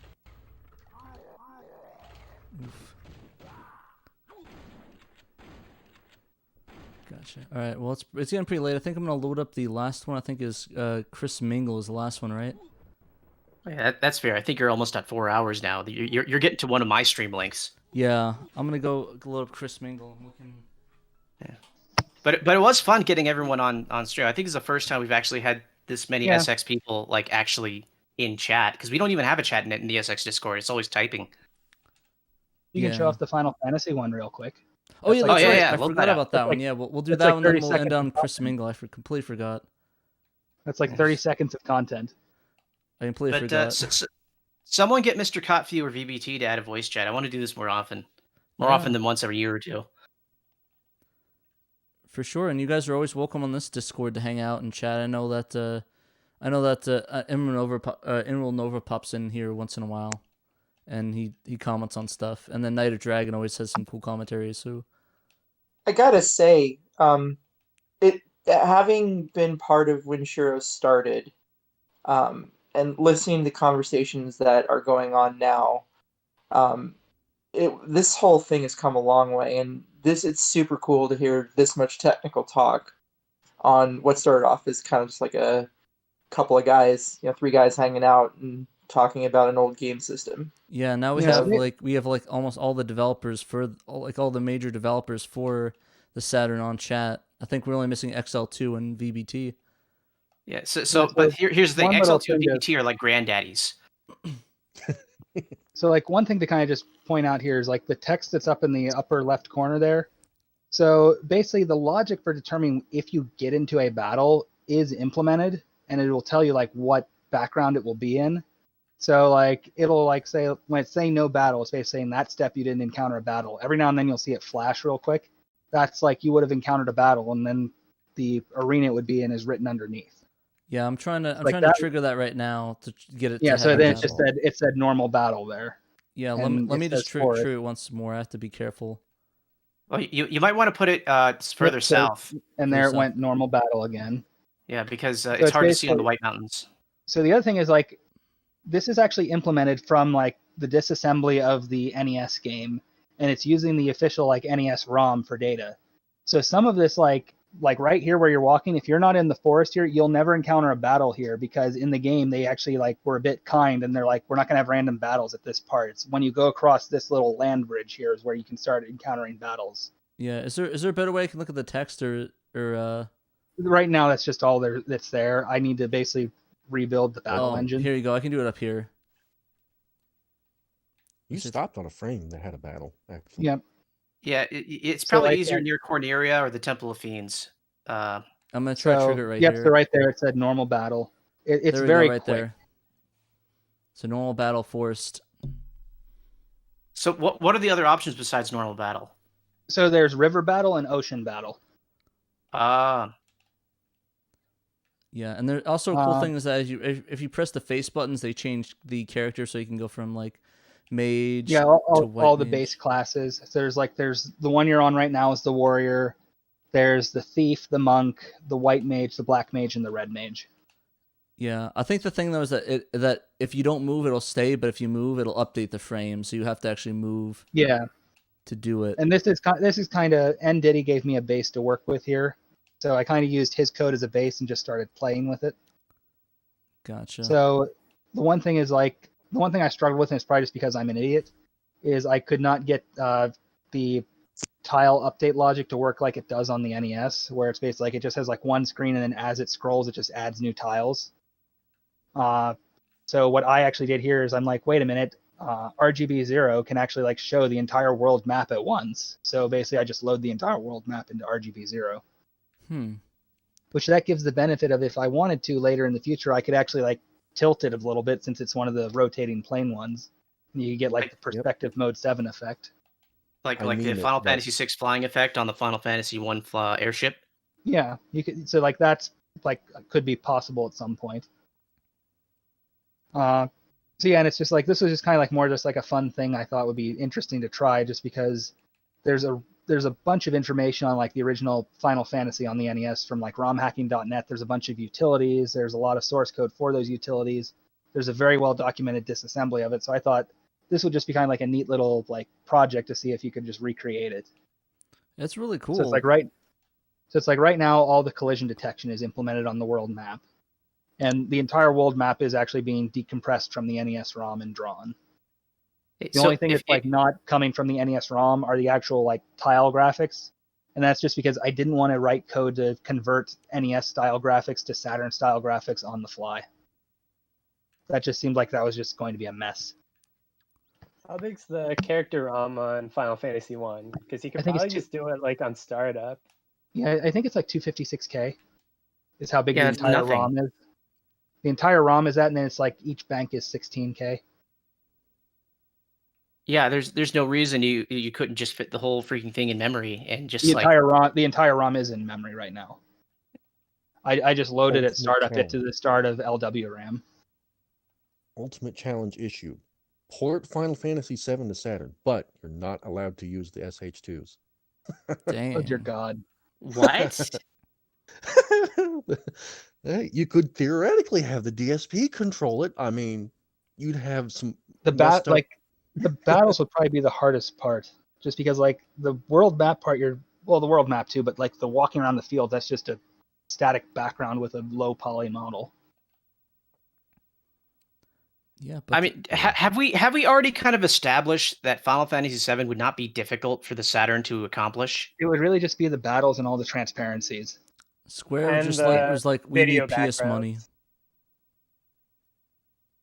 That and they're like 2 CPUs. That's madness. I mean, yeah. So I think the only real difficulty is the transparency. Like the scene transitions. Rayman does that. He basically just copies the screen and then transforms it and does fun stuff with it. I don't think that's that different from just the scene transitions in a Final Fantasy random encounter. And then all the it's kinda backgrounds. Like, there's some weird alpha blending going on with those. Maybe, but like you can do that in software, considering that nothing else is happening at the time.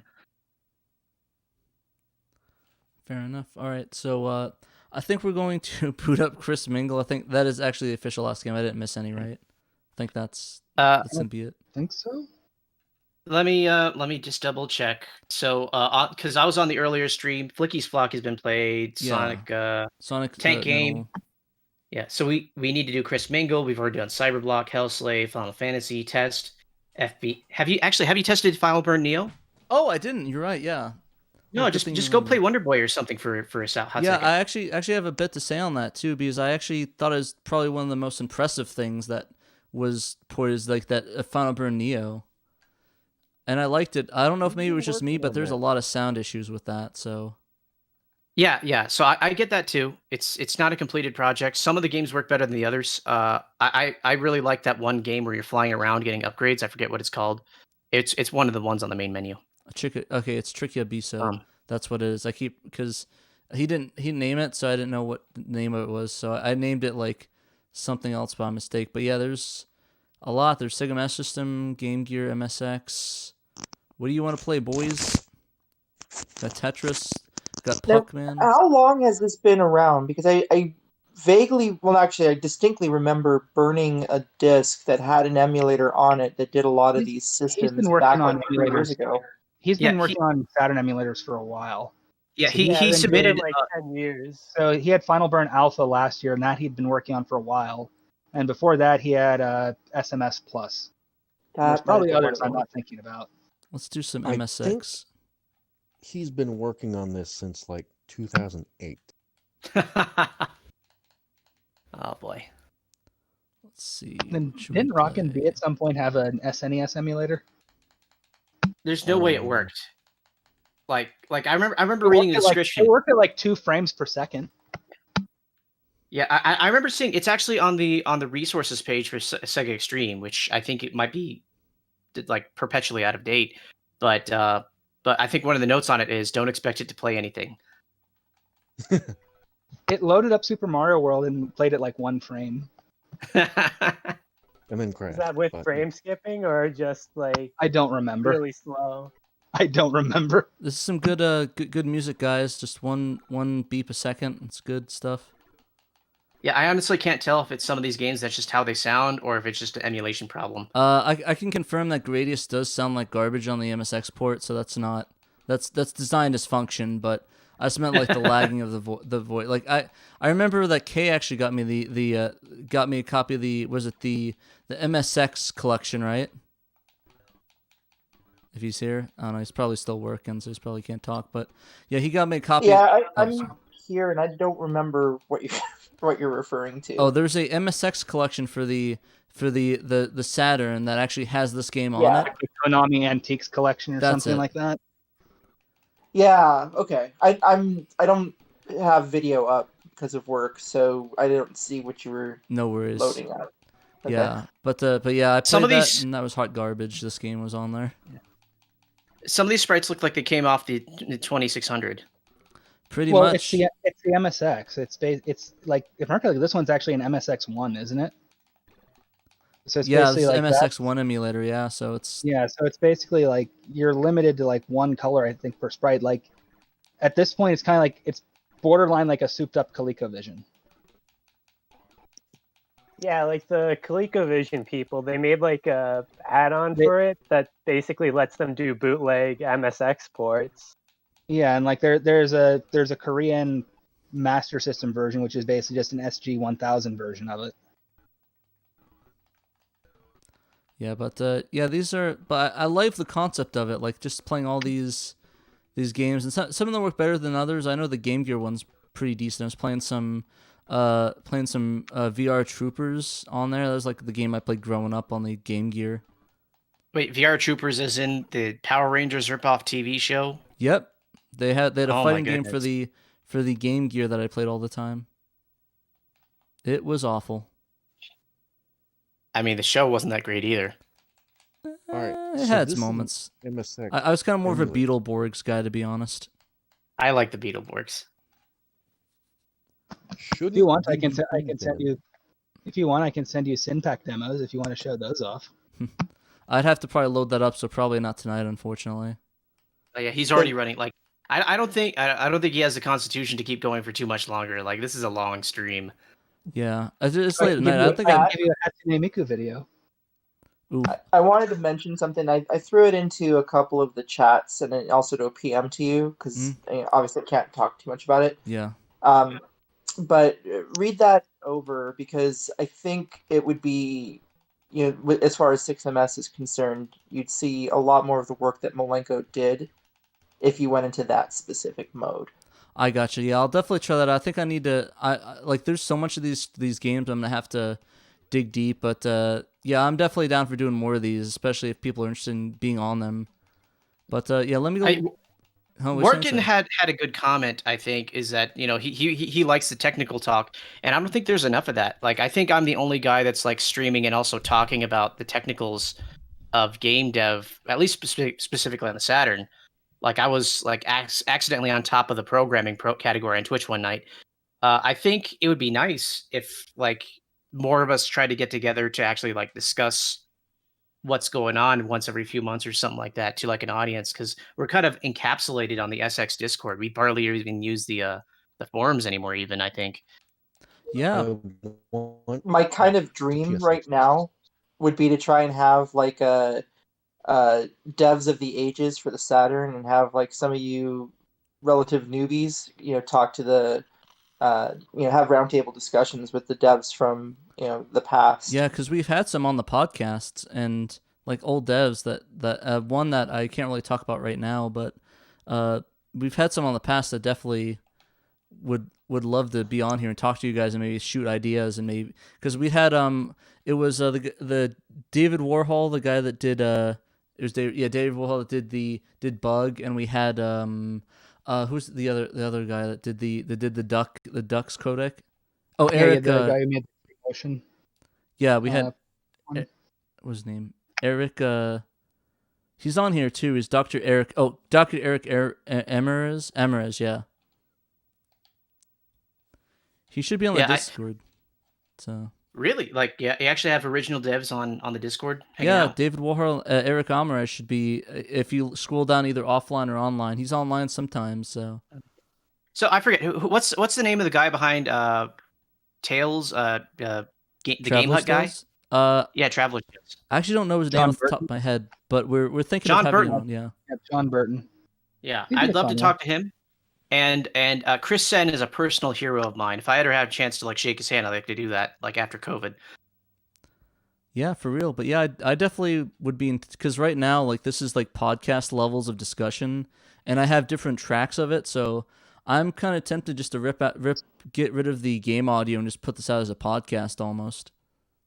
Oh, dude, do it. P.S. Slinga is online right now too. Oh crap! Did we forget to add Slinga? Like we played a couple of his things. Like we probably should have had him on here for the FB or the Fire Pro talk. Yeah, for sure. I don't know how long he's been here, but I can see that he's online on Discord. Crap. No, I talk to Slinga all the time though, but it's usually about like helping to test him with something or just talking about random crap. I totally forgot to add him. I didn't think about it. I don't know why. Oh, Dogan, are you talking about what's her name? I can't remember what her name is. The person that did that Doom port for the 3DO. Rebecca Hyndman. something. I can't remember her name is. I think it's Rebecca Hyndman. Is yeah. What I want to say.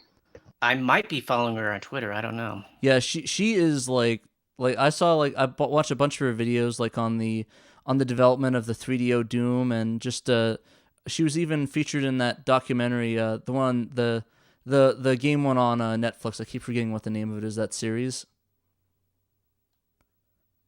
But yeah, she's definitely a programming hero of mine for sure. I definitely would like to shake her hand if all the COVID stuff ends. I see Rebecca Ann Heineman, and she was on Bard's Tale in Dragon Wars. I guess Doom is just a footnote for her. Yeah, She did 3DO Doom, and she did if you ever watch the dev story of that, it's like, oh dear God, that sounds horrible. And she basically was able to get it out in 2 months, basically. Yeah. Yep. Yeah, she's credited as a 3DO Wolfenstein as well. So she's got a very prestigious little gameography, I guess you'd call it, underneath her belt, and she's been working since the 2600. Yeah, she's a giant. I didn't even know about her. Yeah. Oh, maybe I follow her on Twitter. I don't know. Yeah, Doggin was referring to some guy with a Russian accent that's been hacking on her 3DO engine. I'm not familiar with that. Optidoom. Optidoom, okay. Yeah, he's been trying to make it better. Yeah. Yeah, I think she released the source code to it a few years ago. Oh, you're right. It's 3DO. Yeah. So I guess I think I saw somewhere that the source code for Atari Jaguar Aliens versus Predator got released or was getting released. Neat. Interesting, yeah. I just want to make a quick note before we head out with this game. Kriss Mingle, I really appreciate this game a lot. It basically is a mall dating sim where you date Santa Claus. And the engine apparently said he wrote it in 3 days with a bunch of people, which I thought was kind of insane. Santa looks very much like hot Colonel Sanders. Pretty much. So was it Mario Lopez, right? Oh, didn't KFC make that mini Hallmark movie with Mario Lopez as Colonel Sanders? Yeah, that's who I was referring to, because he's like the hot Colonel Sanders. No, I was referring to the dating sim that KFC put out a year or two ago. Oh, that one. KFC, they've been doing so much stupid crap. You can't even keep track of it. It's I hilarious. legitimately, I want the KFC console, and I don't know why. You can do ray tracing and warm your chicken, so... I legitimately want to put Publix chicken in that thing. It smells like chicken. I wonder how hot it is, if you can actually warm it, or is it like you can cook chicken legit in there? I would not trust raw chicken in that thing, but maybe if you turn on Cyberpunk and turn on the ray tracing, you can try. Just set that sucker to max. For where I live, we had 10 years without having a KFC. And where the KFC was, a jewelry store bought that building and went into it, and they had to put in so much money into just gutting the entire inside of the building to get the chicken smell out of it. I could imagine that place probably has a lot of smoke damage in it too. It's you go in there now and it doesn't look like it was ever a KFC, and it doesn't smell like a KFC, and they had to put so much money into it just to get rid of the chicken smell. Hopefully it was worth it. I mean, that stuff permeates walls. It gets into your soul and your arteries. Well, the funny thing was then, about a year or so ago, KFC made this big announcement, we're coming back. We're bringing another KFC back to your town. And where they put it, they clearly did not plan for how much apparently KFC was missed in my town. They had a line of cars wrapping around the KFC, around the whole parking lot, out into the entire road, blocking traffic. Oh, like that Boondocks episode? Pretty much. That actually happened with a White Castle out here in Arizona when that came out. I was dumb enough to try it and go there on the last couple days when it opened, and I must have waited 3 hours in line. It stretched down the highway. It was kind of crazy, but it was worth it. Central PA deeply missed KFC. Fair, but all right, yeah. I think that on the KFC note, I think that's where we could end, especially since the game can't go any further at this point. I think it gets a little bit further in the menu, but then for some reason it just doesn't load the next menu, which is just, do you want to date Santa or whatever? So. Okay, well, anyway, so I guess before you sign off, I want to thank you for having us all on the stream. It's been fun getting all the SX guys on chat for once. Mm-hmm. And I think the technical talk that we've managed to accumulate over the past 4 hours is kind of valuable to see the kind of perspective that you can get if you try to start getting into homebrew. Homebrew is actually very educational. It'll make you good at C, and there's plenty of people here on SegaXtreme to help you start out. So if you want to get started, just kind of like pick up Joe Engine and try out some of the samples, and just start poking at us to start asking questions. And there's usually someone there to help. So the purpose of this competition primarily was to kind of help promote the SegaXtreme community and try to get more people to start making games. So I really want to show that it's possible and doable to get into this. Not to mention how supportive it is. I can attest to it myself that I was on the Discord asking dumb questions when I was working on Resident Evil, and I had Night of Dragons like, oh yeah, you do this and that. Oh, you're gonna have to do this and go into hacks, and it made me nervous a bit. But when I got into like, okay, I can vibe with that. So heavily recommend that if you want. And we know people that's in the Discord that haven't really done it. Like I don't know if you guys know the Evangelion Dreamcast English translation that just dropped for the typing one. Oh crap! Is that a thing? I need to get on that like now. Yeah, the person Derek, his name's A-Team or Atem. I don't know what it's pronounced, but he basically went through and did that, worked on that first iteration of it. So I think he basically hit the books and did that. So massive respect for that. And if everybody could sort of do that and do that mentality and sort of pick up some programming with a Dreamcast or Saturn in general, or just some stuff from Unity. I mean, I think that'd be amazing as long as you're creating is the big thing, Keep creating, keep programming, because, I mean, what might look bad now might be your footstep to making, like, something like XL2's done or something like any of these guys in the chat have done and on a grander scale. All progress is educational, and these skills are transferable. I've used my game development skills in my career as a scientist. It's a thing that makes you really good at a lot of different seemingly unconnected stuff. It's good practice for your brain. It's good brain exercise, if you want to call it that. It's a stupid way of saying it, but whatever. But yeah, being a creator is a lot more fulfilling than consuming media. I have more fun making games than I do playing games anymore. Respect. I have to say that SegaXtreme was one of the very first websites I ever went to for either learning about or passing on information that I found related to the Saturn. And it's really nice to see that there's a dev community that has been built up around this system. I think I first joined SegaXtreme in like 2003, 2004, maybe earlier.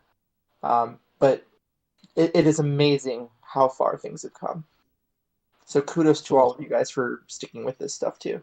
Yes, thank you very much, and thank you for joining, guys. I never expected we had pretty much all the developers from all these games on here, so massive respect and massive appreciation, because I definitely enjoyed playing every single one of these, even especially the Garfield demo, especially the Lasagna demo. But yeah, all those have been great. I really enjoyed them, and that's what really made it hard ranking them.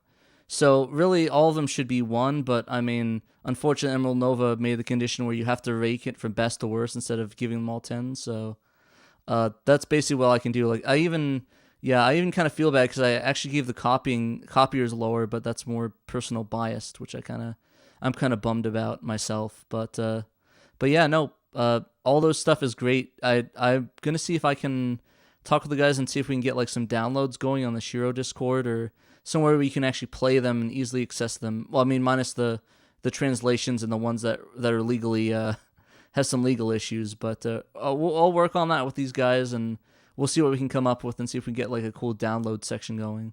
But we'll figure it out. I gotcha. Well, on that note, you can always link to the SegaXtreme resources page. Oh yeah, that too. I'll throw some links up there, and I'll put all the info on the Discord, and I'll do all the chapters for this once it drops. I'll edit and I'll put all the chapters so you guys can skim the games and hear conversations. I am so sorry. Like, it's 4 hours. It's cool. I was expecting a long stream when it's like, yeah, keep going in Grandia. It's like, oh boy.